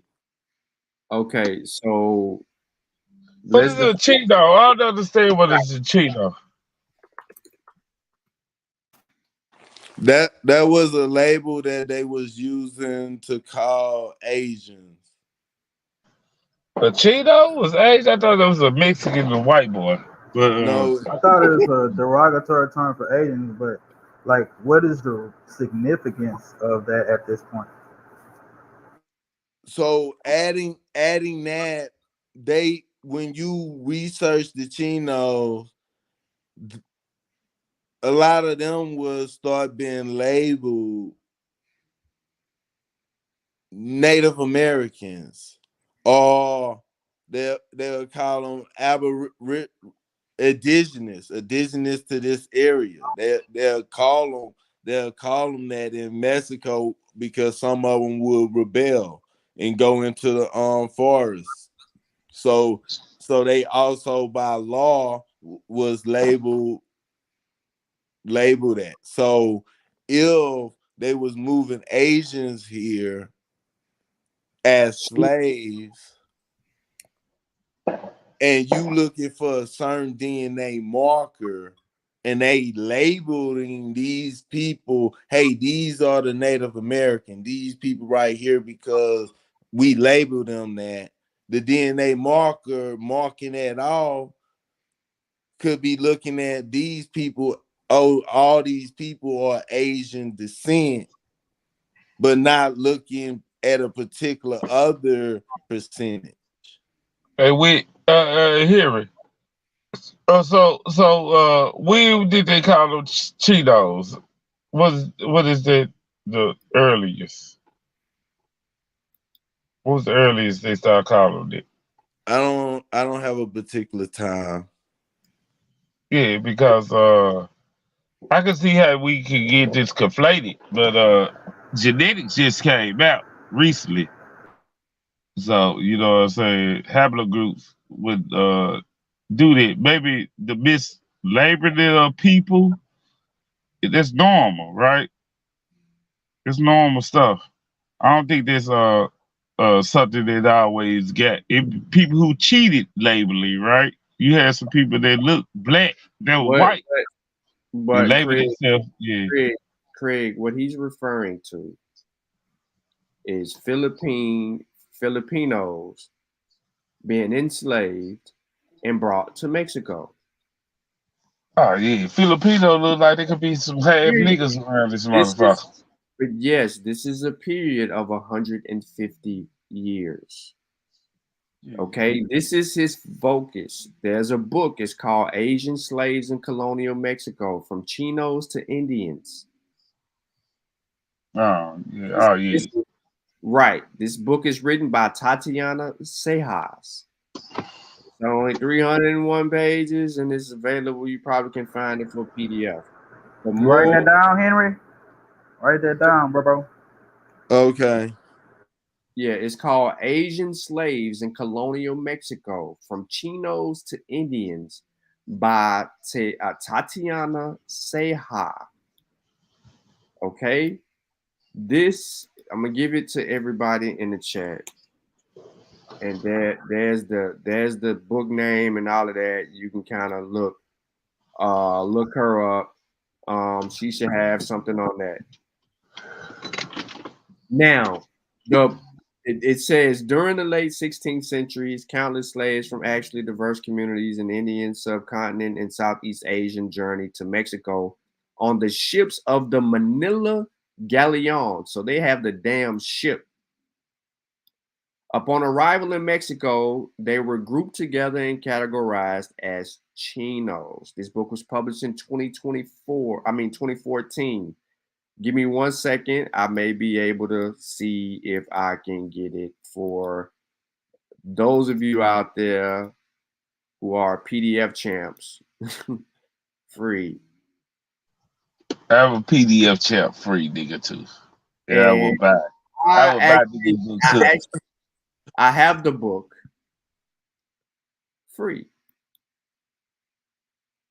Now, let me go further. So during the late 16th, 17th century, countless slaves, diverse communities in the Indian subcontinent of Southeastern Asia journeyed to Mexico on the ships of the Manila galleon. Upon arrival in Mexico, they were grouped together and categorized as Chinos. Their experiences illustrate the interconnectedness of Spain's colonies and the reach of the crown, which brought people together from Africa, the Americas, Asia, Europe, in historically unprecedented way. In time, Chinos in Mexico came to be treated under the law as Indians, okay, becoming indigenous vassals of the Spanish crown after 1672. The implications of this legal change were enormous. As Indians rather than Chinos, they could no longer be held as slaves. I want to say that again. The implications of this legal change were enormous. As Indians rather than Chinos, they could no longer be held as slaves. Tatiana Sajas tracks Chino's complex journey from the slave market in Manila to the streets of Mexico, and from bondage to liberty. In so doing, she challenges commonly held assumptions about the uniformity of slave experiences in the Americas. Now, let me do y'all a solid. Just so y'all think I'm just not making shit up. It still doesn't have much to do with what we're going to talk about, but I need people to go in the other direction because I know Henry's intention is to study these different aspects, and he is one for all people. He's not specific to me, you, or our African mothers, brothers, sisters, cousins, aunts. Now, this is the book. You see, it's the book. It's 300 pages. This is the book. It's the goddamn book, right here. Now, I know what's going on here. And I'm going to say it. Because of the way Henry is studying, his chronology has him all over the place. He's trying to study this slave trade. He's trying to study the African slave trade. and he's trying to worry about what the hell the Indians got going on. And all of this is transpiring within his brain, and he's trying to put all of this together. And ultimately, at the end of this conversation, he's trying to insinuate that there was some type of presence here. There was an amalgamation. But remember, this wasn't in North America. These people went to Mexico specifically. So what he's trying to insinuate here is that Native American population still thrives through African Americans and otherwise. Right, Henry? And we knew Mexico came into United States also with California, certain territory. No, I need you to answer. I need you to answer my question. Yeah, yes, that all these slave trade was going on and mixing of people. So you are aware that the American slavery in America, you know who was held under bondage under the American slave codes? Yes. United Wasn't- States slave codes was Native wasn't- Americans and Africans. No. Well, let me not say no definitively like that. Okay. Black people, Africans, who they know they kidnapped from Africa and brought to the New World as slaves, were bound by those codes. That's why they have those slave codes that I just mentioned are called black codes. Those Native Americans,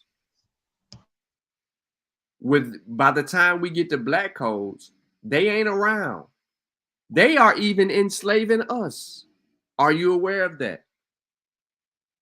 Those 5 civilized tribes that everybody brags on was enslaving our black asses as well. Look at this, the church. Yes, and they was enslaving other tribes. They was enslaving other tribes. Can I get a source on that one here one day? One day. One day. I gotta get the source on that one. I ain't never heard of them enslaving other tribes.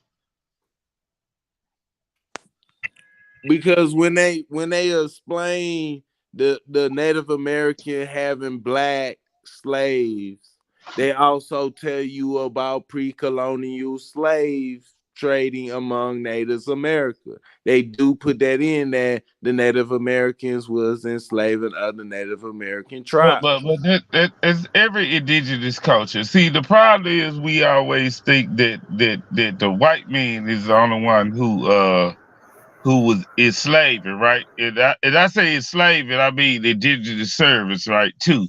I include that in there. This has been a cultural practice, and I call it a primitive practice, right? You got to serve 7 years or whatever years before you can get free, right? I think there was just a global experience, right? So I'm saying that happened anyway. But the point what we talking about is this slavery that we talking about is unique. It's unique. And it's only happened over here in America that you bring somebody from another continent. And then of course you gonna give in to the continent that you in, right? If you're European, it's because you like, God damn, I can't come and fight these motherfuckers. But I brought some motherfuckers over here, they my property from a whole other continent. So you got a little more ownership compared to the people that you on the continent with. Because they didn't enslave the Africans on the continent like that. They ain't had them in bondage and treat them like, but when you take somebody out their own land to a whole other part of the world, you could enslave them how you want to. They're your property. And I think we don't understand that part. Yeah, to add to that, Henry, I want to make a suggestion. I want to suggest that you don't try to study all these different intricate pieces of what has transpired at the same time. I think that you should gain a command for one of them first and then move to the other. What I mean by that is pause your research, whatever level of research you're at on one subject matter, and focus on the latter part so that you can get all of that together and become knowledgeable in that demeanor, and then advance it beyond that point, because you're going to ultimately have a command, and then you can begin to put together other pieces, because these slave trades that you're insinuating and looking at, especially when you're talking about the chinos and all of that stuff, they're happening at different periods and points in history. And although we know that they're enslaving and doing this to people in other places, it doesn't have anything to do with our experiences here in the New World and what was transpiring and happening to the people that was here before we got here, before these white people popped up and started making them sick and the whole 9 yards, right? So ultimately, at the end of this, we come to a point of blackbirding. You gave me an article about blackbirding and was insinuating what out of that article? Sure. Can I make this statement right quick? It's more of a statement. Go ahead and Yeah. make your statement before I kick your ass off. Yeah. I want to make this statement, brother. The statement, brother, is the problem is that these motherfucking Asian motherfuckers look like the first American motherfuckers, right? And that's the problem. And they would try to say that the motherfuckers who are the original first Americans, since they look alike, they came with the Asian motherfuckers of the 1800s or whatever, right? Yeah. Still, the problem was they pre-assumed that motherfuckers were looking like them, Negroes and shit, right? Straight from Africa, but we was already here. I think that's kind of the argument. Like I try to get what people true attention is on the argument, and I kind of think that what should be always going. Like, I want to claim this land, which you ain't gonna be able to claim because history ain't behind you like the other scientific evidence. But people had their belief they could do it. They could overturn history and science. So I kind of think that's what this shit always go to. But I yield the floor. Or yield my time. Time, nigga. Hold up, Henry. Before you go, I gotta be funny real quick with Craig. All right, so hold up. Hold up, you gonna get this work? You gonna get this work, nigga? I killed you. Hold up, you gonna get this work?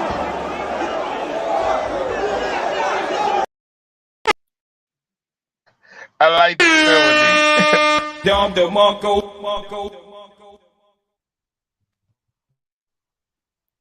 Go ahead, man. So Henry, I'm gonna give you another source, okay? Because I want to be very clear here with things. Now, what I'm about to give Henry is the book that I had mentioned earlier. I mentioned this book.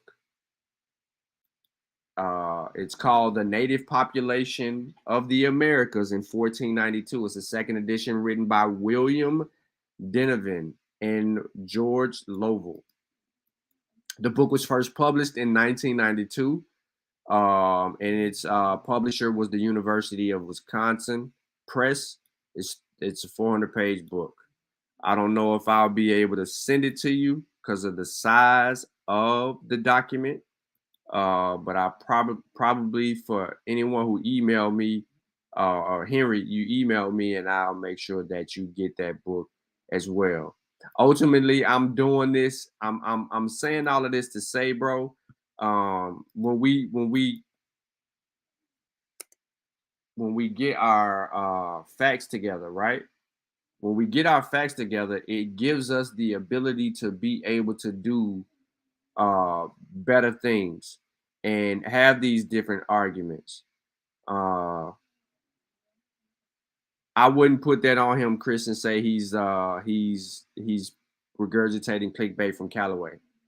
But I want to say this: these people that you're saying that was on those slave plantations with us, eventually was not on those plantations, and we continue to be on those plantations up until the 1900s. Hell nah, by the homie Henry, it would never be on no Callaway shit. That is disrespect to my homie Henry. He way smarter than him. Let me just say this. Look, I'm like this. I study. You feel? I don't believe in nothing. I just want to know. I just study different cultures, different time frame, and just want to get a grand perspective of the world around me. Like I don't know a lot about DNA. I'm not denying about science because I respect science. So I'm like, some people say they got Indian in their blood. If so, go get a DNA check and stuff. I'm not denying one information over the other. I'm just bring it to the forefront. You feel? That's how I feel. I just want to thank you for having me on the show and talk about the subject. If people feel disrespectful, why we just can't have just a discussion about it? Right. You feel? Nah. That's what I'm about. Just have a discussion about it. Mhm. I don't. I think that. I think ultimately, laying it out there like that, and then seeing where you are in your studies and how you're commemorating some of these things to memory. It just shows me that you're studying something, right? So that's a blessing in itself that you're studying something. Now, what can we do to elevate that studying period beyond that point? What can you take your interest? What can you make your primary interest and focus, and then build on that body of knowledge to where you can consume all of those things and help strengthen the argument, no matter the side, strengthen the argument of whatever the case may be. So let's just say, for instance, let's take a back chat argument, right? And we don't have to say no names, but we can take a back chat argument and say we have someone that is trying to make the case for being indigenous, being people that have been here before the Mongoloids and otherwise, right? As they say in their words. So, in order for them to be able to substantiate the position in which they have and not do any DNA testing, right? They have to have some type of historical information. They would also have to have some type of cultural information to support that. They would also have to have other evidence, linguistics, and all these other sciences to support. Now, this is where you come in. Let's say you were doing research, and based on some of the research, you had enough evidence to substantiate this person's position, right? Okay. Then you, because you had a concentration in this elected field in this particular conversation, you can assert the information you researched. Well, according to my research regarding 1690 Chinos, blah, blah, blah, blah, blah, these people were brought here on, they were Philippine. So if we now listen to this, you bring that up, and then we go look at the DNA. We're gonna look at the mitochondrial DNA and look at the gene flow. And we see it flowing, right? We see this genetic marker of the Philippines showing up in Mexico. Guess what you just did? You just supported genetics with history. You just added another layer of evidence that would support an actual argument if that person's claim or case was for that specific location. Yeah, I see what you're saying. That's a good way of studying. I won't deny. Right, but because what I'm saying is you wasn't looking to support this person bias, and you wasn't looking to support another person's bias. You were supporting your interest in your research, and what you did was you created a body of knowledge that allowed you to conclude in a way that would be suffice for evidence in a conversation between people, and they didn't even know you had the evidence for it.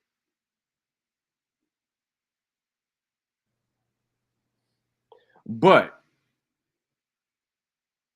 I think fruitfully, man, there's one thing that I wanted to bring up, and it was something that you had made mention of earlier, and our brother Lavelle had mentioned it in the chat. He had said you said that slavery ended in 1901 in Delaware. Yes. And what evidence would you have to support the slavery ending in 1901? I had done some research. I would have to provide the information to him. Okay. Are you looking at this according to the 13th Amendment?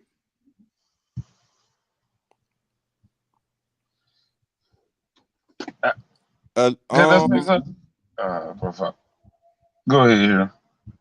No, go ahead and say what you had to say. I think what I was trying to see what you probably was saying is he got took out the law book, right? It time, but federal wise or United States wise, the 13th Amendment automatically told them they couldn't do it, right? Oh man, the 13th what? I mean, I said 13th Amendment. 13th Amendment. No, you said 13th Commitment. Hell I said amendment, nigga. No, I said commitment. Okay, nigga. I said commitment, nigga. Let me correct myself. Go gargle and back and clear that shit up. Talking about some let me clear it up. The 13th Amendment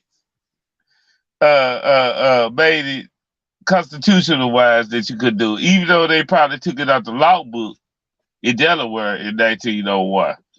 So you know what I'm saying, like them, because states are sovereignty in America. You can take something out the law book, but federal wise, you can't do it. Then when you start got to get into the Federalists and all them type of things, right? Republican, Federalists. Yeah, but when he's talking about Delaware and all of that, you know, they pride themselves in being the first people to you know, end slavery and all of that. Like they were, you know what I mean? Like they got like signs and shit, I think, about that. Yeah, a little bit of ass state. There ain't no real state, man. Fuck that. I don't give them nigga no props. Yeah, but you got a lot of people that participated in trying to, you know, help with like Underground Railroads, and you got a lot of people. What's them people? Abolitionists and all of that. That's up there, bro. So I'm trying to figure out how would a state like Delaware end slavery in 1901 when way before that, you feel me? They had abolitionists and the abolitionist movement. They were pretty much like frontiers and that shit. Not saying they might. But Sean, I'm just saying they might took it out the law books, right? Even though they probably were practicing it, they might took it out the law books in 1901. You gotta show me a slave. I don't know that without pre-assuming that he said listen to when I want you to show me the slave in 1892. I want a slave in Delaware in 1892, bro. What the fuck? Yeah, 1892. I want those slaves in 1892. You said 1901?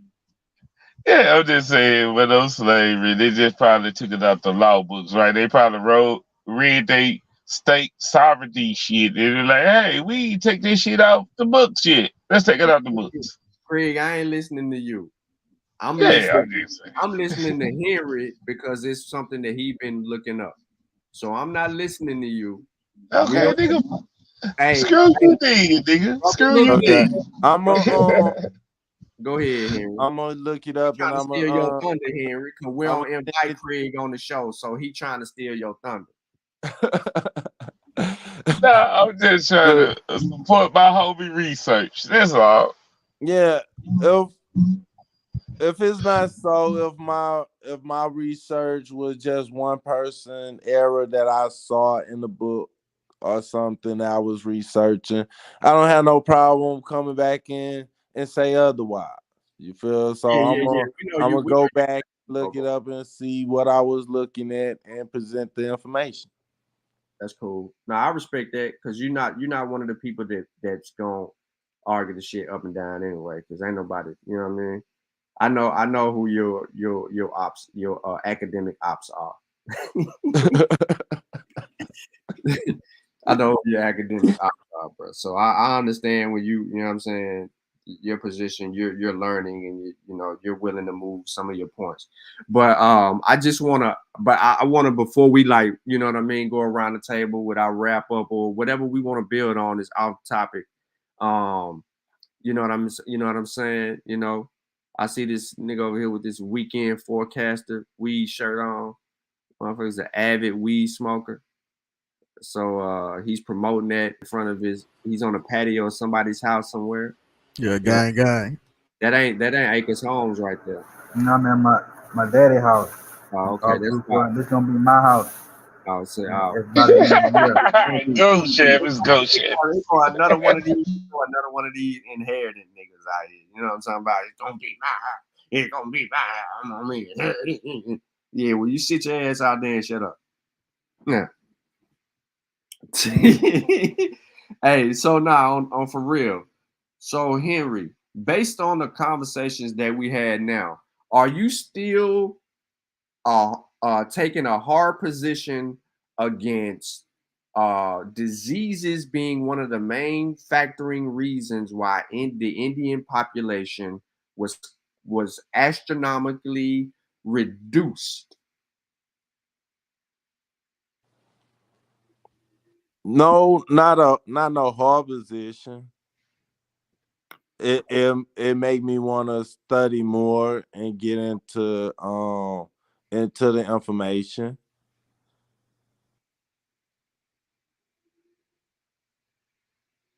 Okay. Now, let me give you, I got books. I don't have PDFs. So The Slave Trade by Hugh Thomas. I got to say that again. I'm going to put it in the chat. You can ask me again if you forget.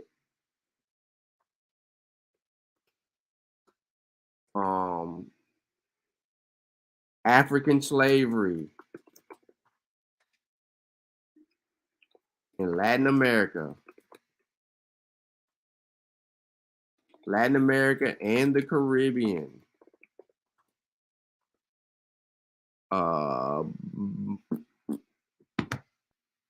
By Herbert Klein. It's been 5 years since I read this book. You'll be able to find them just like that. I put it in the YouTube chat. Now let me go a little bit further and deal with some more sources. You can get African Times by University of Kemet Press. You'll have to find them on Facebook. You can get I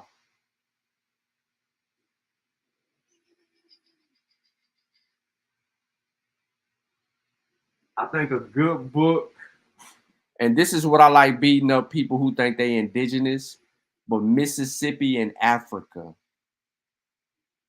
I mean, Africa and Mississippi. Some shit like that. No, I got it right. Mississippi and Africa. You can get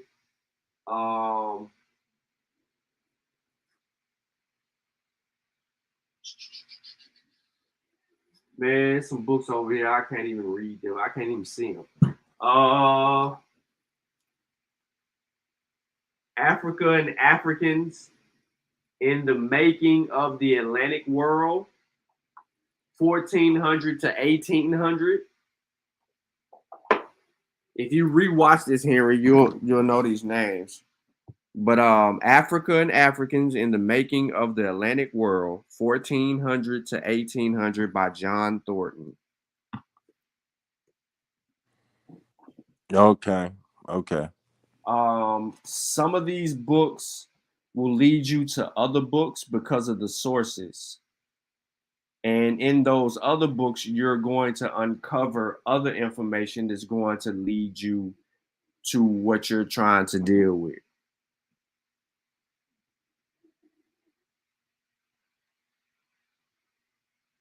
Yes. Thank you. Thank you again. Thank you for having me on. But Henry, for the people, one more time, do you profess to be an Aboriginal? I profess to be American. I'm mixed with so much thing. So I really don't know what I am, but I won't say I'm pure American. No, I won't say I'm pure African because I know my grandma. Mm-hmm. And have you done DNA? Huh? Have you did a DNA test? I need to do one. You know they got a sale. They got a sale on it, right? They do it every year. Father's Day. That Father's Day is I think $49.99 right now. Oh wow. Yep.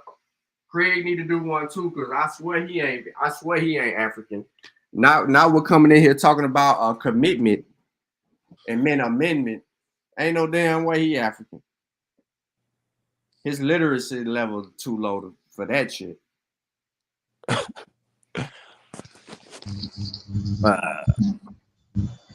He's smart. He's smart in his own right. That's my dog.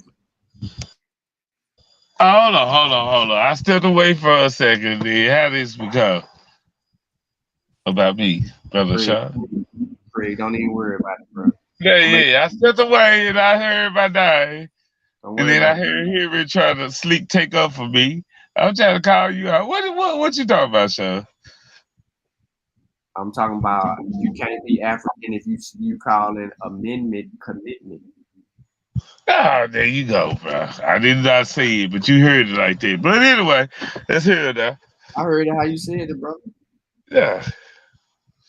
13th Amendment, nigga. 13th Amendment. If I said it wrong, let me correct myself. Damn. Can I not be perfect? Can I not be perfect like you, Sean? You perfect. I ain't perfect, brother. Okay. What you say, Henry? Go ahead. I said no. What we closing it out? Man, it ain't your goal. I'm still talking to Henry, bro. Oh, okay, my fault. Damn, my fault here. My fault here. Screw Sean. My fault here. Nah, I just wanted to say I'm gonna rewatch this. I'm gonna look up them books and get them. And I want to just say thank you again for having me on the show. I gotta go. I catch y'all in the back chat. All right, Henry, man. Peace. Appreciate you coming on. Okay. Craig, what's up? Well, shout out to Brother Henry for being patient with the a-hole Sean, because I probably would have clicked on that nigga. But anyway, you did good, brother. I like this conversation with you, Sean. You showed your patience. You know what I'm saying? I know you think everybody know everything you know, but that's not true. No, so everybody don't know anything I know, bro. I'm slowly becoming more aware of, you know what I mean, like for instance, and not discrediting people's intelligence in this manner, but what I may have because you like the apex predator. You like the apex predator of this information, bro. So, you know, most of us is not. I know you, so I know how you get down. I know you'll get down. But somebody who don't know you, they're gonna be thinking you're an a-hole. But I like this scrutiny. I like this the way you operate. So I don't have no problem with you, bro. And that's why, like most people say, you usually cuss motherfuckers out. I cuss retarded motherfuckers out. Not Sean P, because I kind of listen to what he say. because he got a command of what he say. And you're apex predator when it comes to methodology and shit, what you expect. So, I just want you to just kind of, everybody ain't up to your speed, like the rest of the boxing warrior brothers. I realize that, brother. I realize that Yeah. because some people are coming into different topics in different times of their lives, and then I'm noticing that something that I was studying 5, 6 years ago or 7 years ago, some people are just now beginning to take interest in, and you know what I mean. And the We best ain't thing, shot. the best We thing ain't for me. brother Chavez and Sutik nigga around this motherfucker. We ain't them niggas. They top notch niggas. This is top notch niggas, but we ain't them We niggas. just try to keep each other short, man. Real. I'm about to go though, kid. I'm gonna go pick up baby. Y'all Well, need to peace go out, brother. I just get said peace out, brother. all the volumes because I feel like if homie would have got that, he'll have a foundation and understand. You know what I'm saying? A lot of what y'all was talking about is in like the first and I think second volume. I think it's Spirits in the Massacre. That's all I gotta say, bro. I'm gonna holler at y'all. On my way about this. Yeah. So, man, look, man. Peace out to Chavez. Your whack ass off the platform, bro. Kick his nigga off anyway. You know what I'm saying? Boot this nigga. Is you coming back or what? We big B's over here. Little C ass nigga. Right, kick yourself Yeah, off. why you boot Chaps again, bro? He kicked himself off, bro. I ain't kick him He off. left when you boot. No, bro. He kicked himself off, bro. I ain't, I wouldn't do that. Come on, man. I know Chaps had He on his account though. I can't boot him off. He can come right back on and do whatever he want to do. He got automatic sign. Yeah, he cheating right now. He can come back in. Yeah, he can come back in. If I wanted to boot him off, he can come back in. But nah, man. Look, the conversation. I know it was a little extraneous at times, but everybody ain't where everybody else is. Plus, dealing with the circumstances and getting familiar with Henry, man, I kind of know where he is. So you wanna really, kind of have some patience with that. Like he said, you heard it from his mouth. He doesn't take any position because he thinks that he is a person of all things. So therefore, he doesn't approach these topics at the pace that everybody else does. Will that change in the future with his research and some of the sources that I provided for him? Possibly. Would it lead to a DNA testing and him wanting to be more familiar with who he is as a person? Absolutely. This is this conversation happens a lot with people from Louisiana and the bottom of Mississippi and potentially Florida and stuff like that, because you have these people in that dealt with the Holocaust from the perspective of the triangle trade, meaning that most of their ancestors came from West Africa to South America, from South America to the Caribbeans, from the Caribbeans to the Louisiana area, right? And then they will become that Creole type of a person. And that is another argument within itself. So, Sigma male, if you haven't before, I think I had looked this up before. But anyway, as I was saying for him, there's many things that is going on within the confines of his research. Sigma male is a slang term used in masculinist subcultures for a popular, successful, but highly independent and self-reliant man. Yeah, it's dope. Another term for a Sigma male is a lone wolf. I've seen it before, but not in the definition form, Pianki. But ultimately, you know what I mean? I know he's not here at the moment, but I know he'll rewatch this. But he's in that bubble. So where many of us have advanced beyond that bubble, he's there. But you got to remember, he's Louisiana. He's not where Lavelle is. He's a little bit, different, on a different level than Lavelle. study-wise, like Lavelle's behaviors and mannerisms he's put Africa in the forefront, and he's taken a perspective to do certain things in a particular way that would help advance his subject matters and what he's doing that may be different from this particular person. However, maybe this show will guide the brother in the right direction and allow him an opportunity to be able to, develop and grow from there. And hopefully he ain't like Craig. Oh, bro.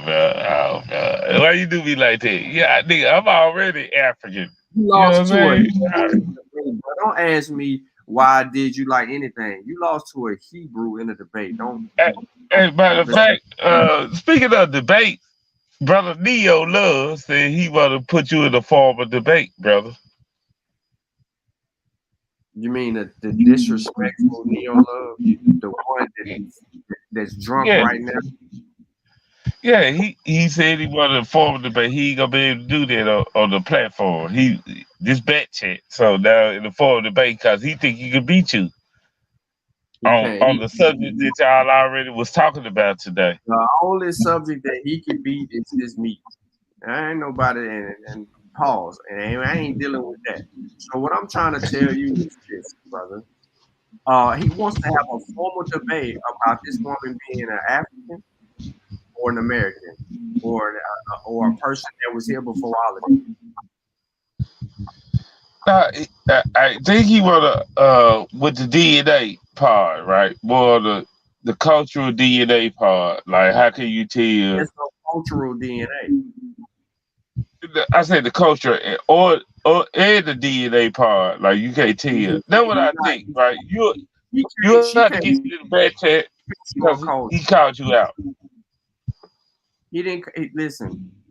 He don't even have a debate topic that is solidified in any position to be able to argue against, when he just naturally agreed when we talked when I came back the second time, because he didn't want to accept admixture, which was, how could you tell that we're all these different West Africans and all of that admixture?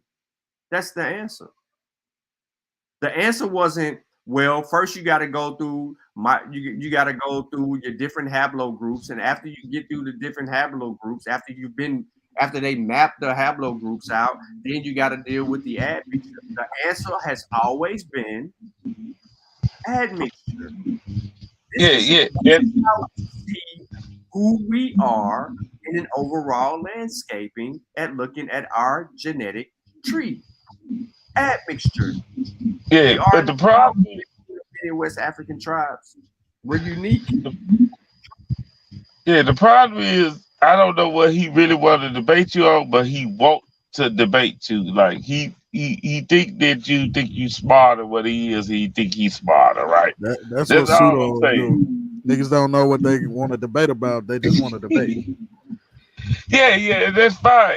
It sure entertain niggas like JJ, and I think that Neo is 3 times smarter than JJ, but you know what I'm saying? That's how I feel it. So that's all I'm saying. Let him get his argument together, bro. I let him know that. But he want to organic. He want to talk to you and say, "Hey, that's what we gonna debate about." No. He ruined that. Remember, I'm bitches, whole ass niggas. I'm all of that. You ain't gotta mute your mic. But remember, these are his words to both of us, me and Sutek. Those are his words. So we're beyond that. So now that we beyond that, right? Because we dealing with disrespect. You feel me? It ain't about respect. It's disrespect. He wants to debate because of his ego. Yeah, and we know that. But he did apologize to you, though. He said, "I'm just fucking with you." You know, in a nigga way. That ain't an apology, fam. He keep doing it, bro. Yeah, but once y'all signed up for the debate, he can't do it no more. That's all I'm saying. Craig, you just want me to debate somebody so you can laugh at them in the back chat. Quit snitching on me, bro. Just be true. You want me to, okay, whatever the topic is, I know Sean gonna have more information than you is. You want me to box him in. What's up, Melanated Goddess? Peace to you, sis. How you been? What's up, Melanated Goddess? What's up So with you? you want me to debate the guy so you can have something to argue with him about in the back chat and make him feel small about himself. Because it's somewhat like that. It's somewhat like that. And he like, I don't care if they wrote a book. He doing the same thing Abdul did the week prior. Yeah. But Neo ain't gonna run though. Oh, okay. Yeah, he gonna run. Yeah, he too cocky. Looking like a man. Yeah, he too cocky to run. Neo ain't running. That's all I'm saying. I know he was showing out tonight. He was just drunk out work. But yeah. But he told me he wanted to smoke. And I said I'm gonna convey the message, nigga. I'm gonna say. No smoke. He don't even know what he got contentious with because he was just agreeing. So he don't know what his contentions are, bro. He can try to draw a false contention. I'm gonna beat his ass. He do that. That's all I'm saying. It'll be a good debate because he think he a top-notch debater, right? On his info. So I just want to humble him a little bit. I ain't gonna lie. He need to be humble. Look, you trying to use me? You trying to? Nigga, you should, nigga. You beat niggas up for a profession when you want to. I ain't no debater, bro. So I'm a transitional. You saw that with that Hebrew you lost to.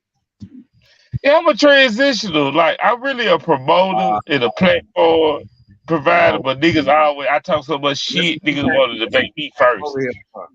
That's what you came over here for. U.S. Bully Rich. Yeah. I'm a promoter. I ain't gonna lie. That's what I do. Then I debate because I like debate, right? But I ain't no debater. So I just participate. If I win or lose, it don't matter to me. Like that, because I'm not a debater. So I'm a researcher. Yeah, I'm researching. And you a debater and a researcher, so you know what I'm saying? You got the best of both worlds. Nah, I really don't be doing no debate. I mean, I just be sticking to the information. Once you know the information and the argument, and you know how to answer research questions, shit, you could debate the topic. Facts. Look at Ben. Look at Ben in the line. Oh, Black Panther in the house. What's up? He said, I am of the Eastern Band of Cherokee Indians. Y'all need to listen, this is the same dude, right? It's Father's Day. He ain't supposed to be doing nothing all weekend. And he ain't supposed to be doing nothing all weekend. And he is trolling us in the chat. He said, look. Sean looks like a Choctaw. You said Sean look like a Choctaw. You do look a little bit Choctaw, bro. You down there Tennessee area. You could look like that, bro. Yeah, all right, okay. Cherokee Mossy. Yeah, Cherokee Mossy. That's a good night. That's a good night. Hey, for real, listen, man. I want to replay what's his name? JJ from last night. I think that was hilarious. Like he was highly upset. Yeah. You got to, bro. That was entertaining too. We were highly upset and entertaining. So you got to replay that one, bro. Cause you beat him up, and he was so mad that he lost his marbles. You got to. Yeah, but that debate that he played was an old debate.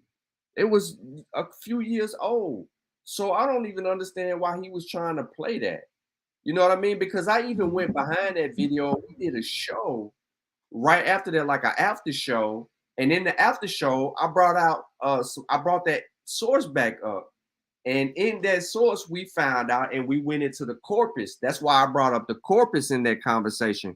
We went into that corpus to find out that the dude who was citing the shit was misrepresenting what he thought would be Jews, as they were griots. They were the gelée. And the way that it was spelled, he was thinking that they were saying Jews, and they wasn't.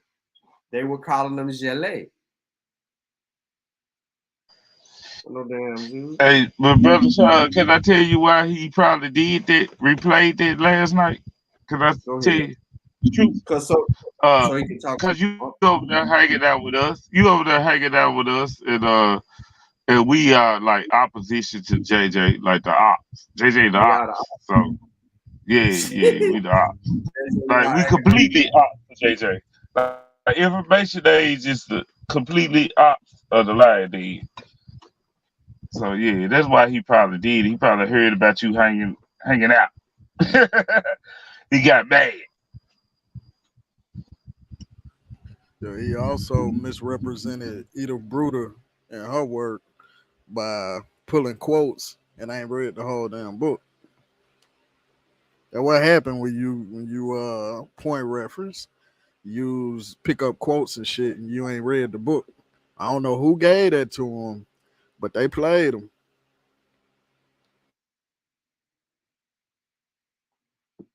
Man, you already know what happened with that work, bro. He did whatever it is. You in front of your computer, who's it? Yeah. Oh, okay, hold on. So let me show people this book again, man.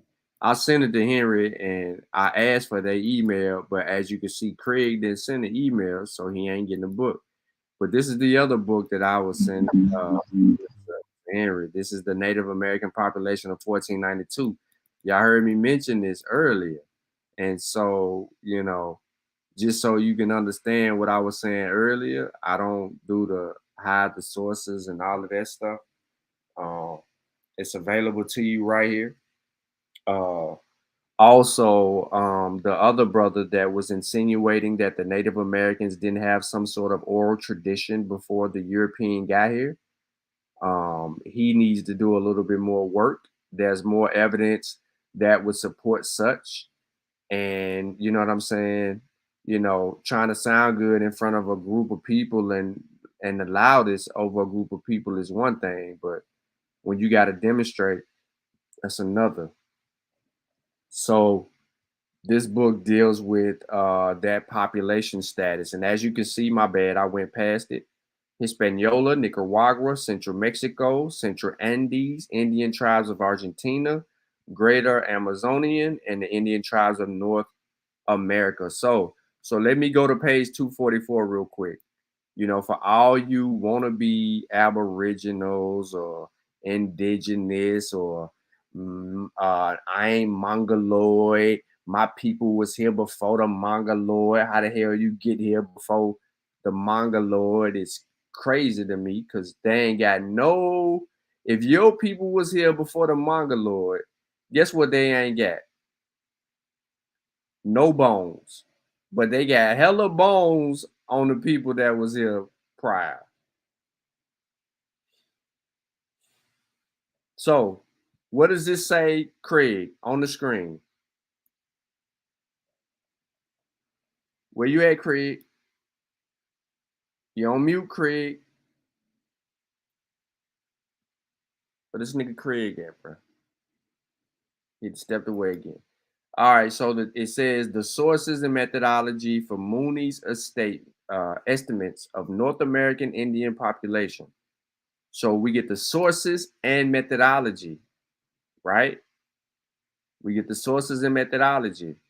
So in this chapter is specific North America. You know, those people who was claiming to say that they've been here. Hold up.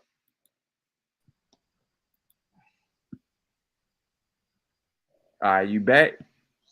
Yeah, I'm back, G. What you was asking? I asked you to read the name of the chapter. But your Man, sorry, your shit is upside down, nigga. Put your shit right. bro, what is it? All What is right. that? The Don't play with sources and methodology for Mooney estimation of North American Indian population. read the second part of it again. Read the E word. The second part This word right here. for Mooney, nigga, I don't see that shit. Of North American Indian population. No. Read this part. Estimated Not estimated.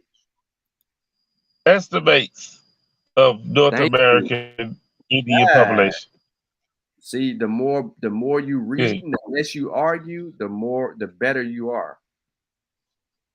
Yeah, there you go with that bullshit. But go ahead, nigga.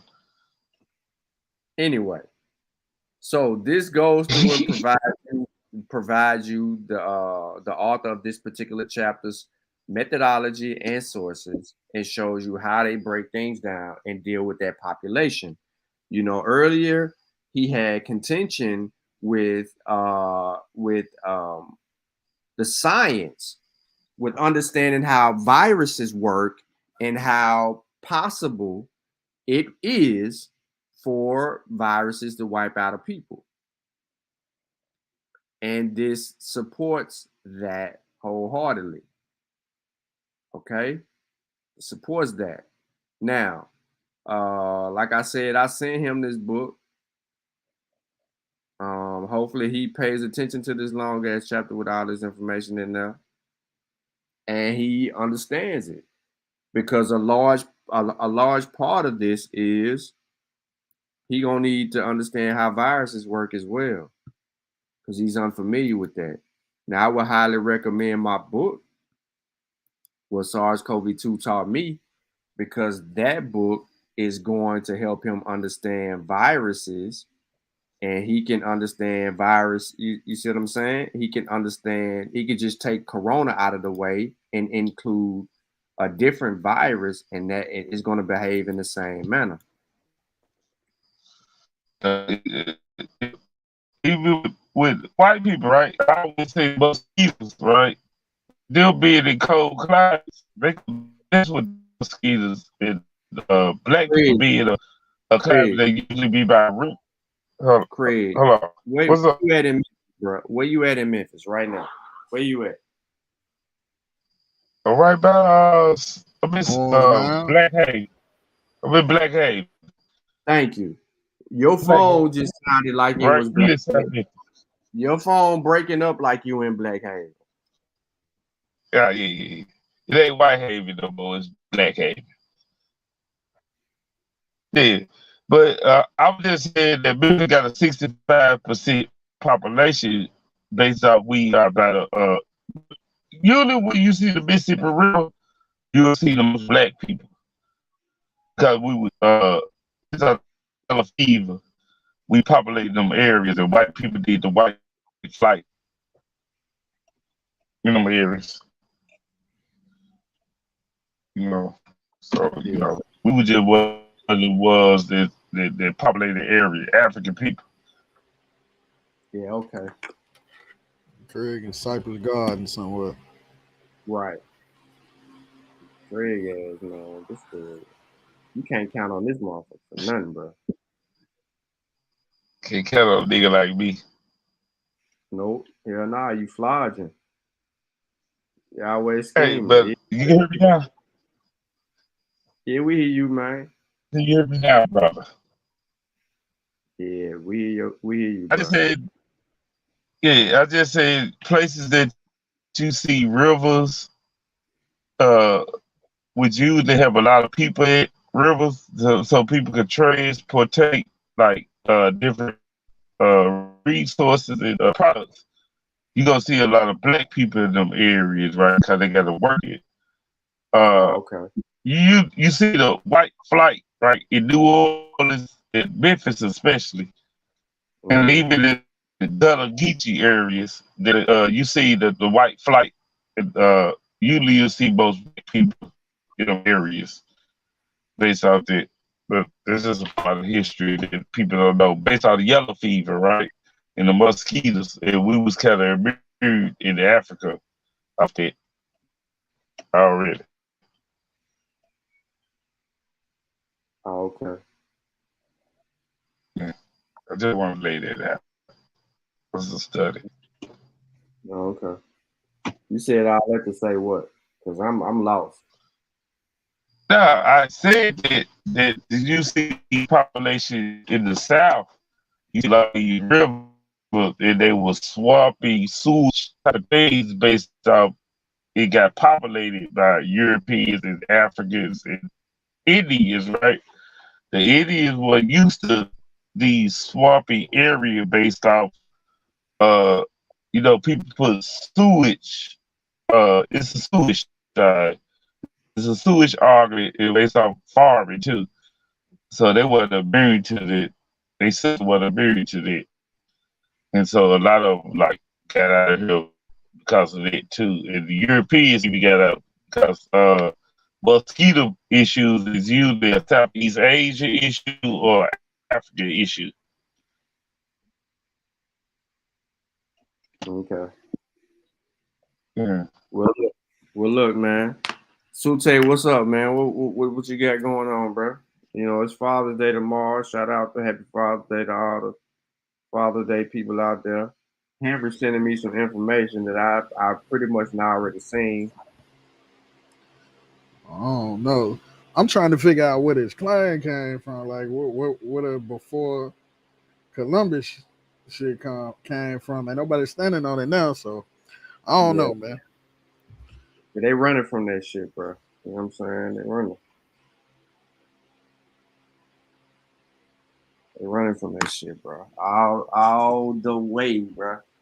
I just got an email from one of their dog registers, man, from months ago, bro. We emailed them months ago trying to get this situated. February, bro. Look what it is. It's June, bro. This email say February 25th, 2022, and they just responded to us June 18th. Yo, that's crazy. Dog registered company, bro. That's why I don't even like them, man. And they ain't gonna send me my money back.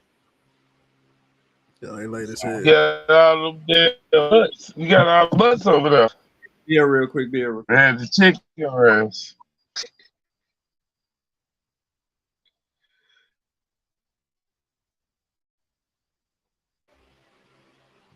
Oh man. Where the pseudos at, Craig?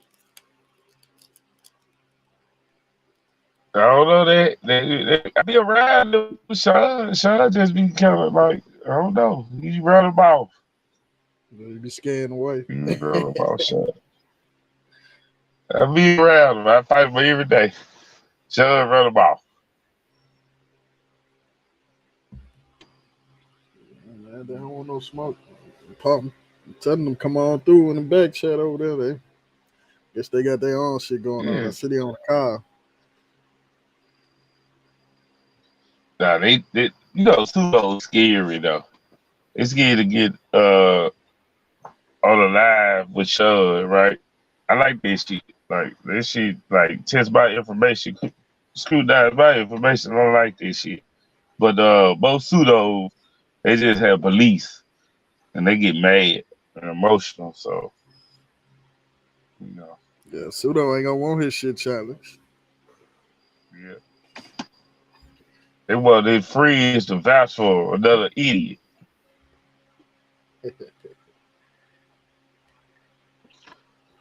What up, everything? You late, fam?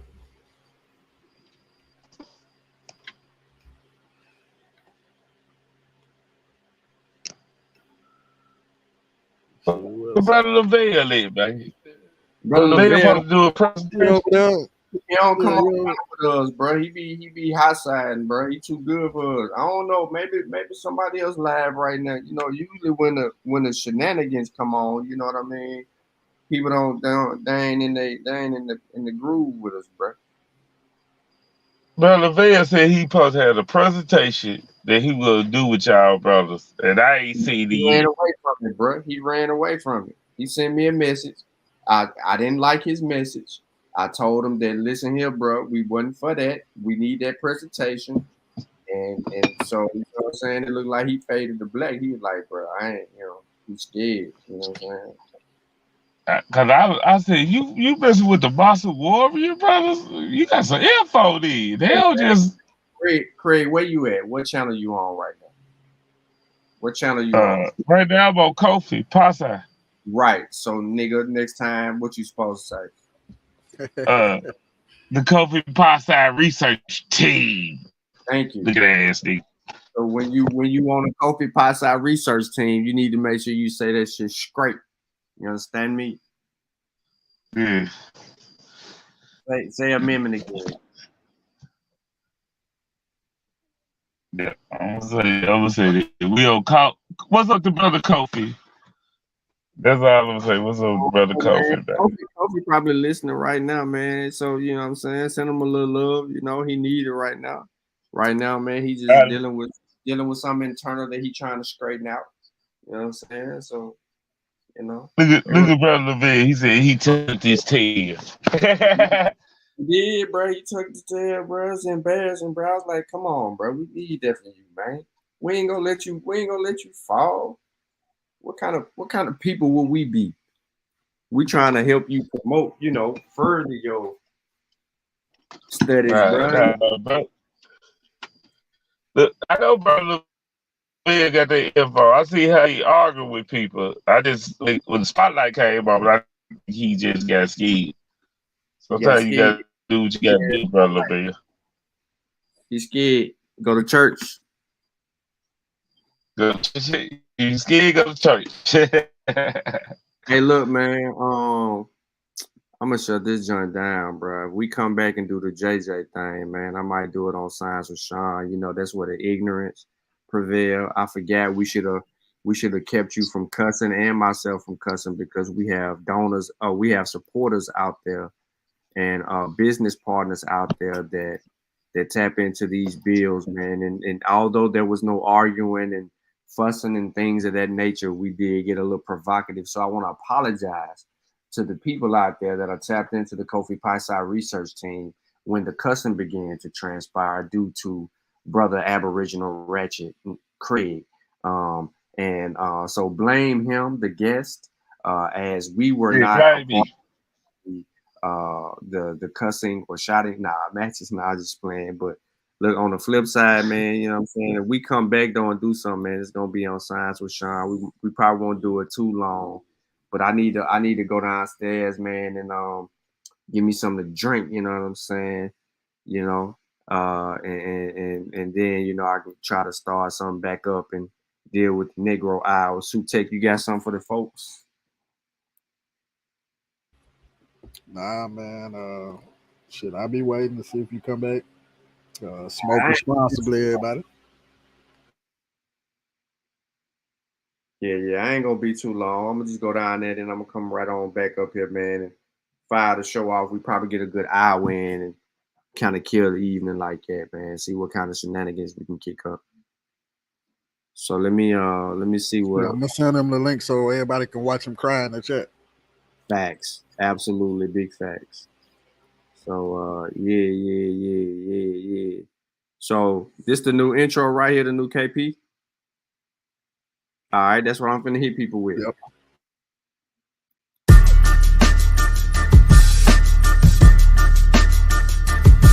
I release this.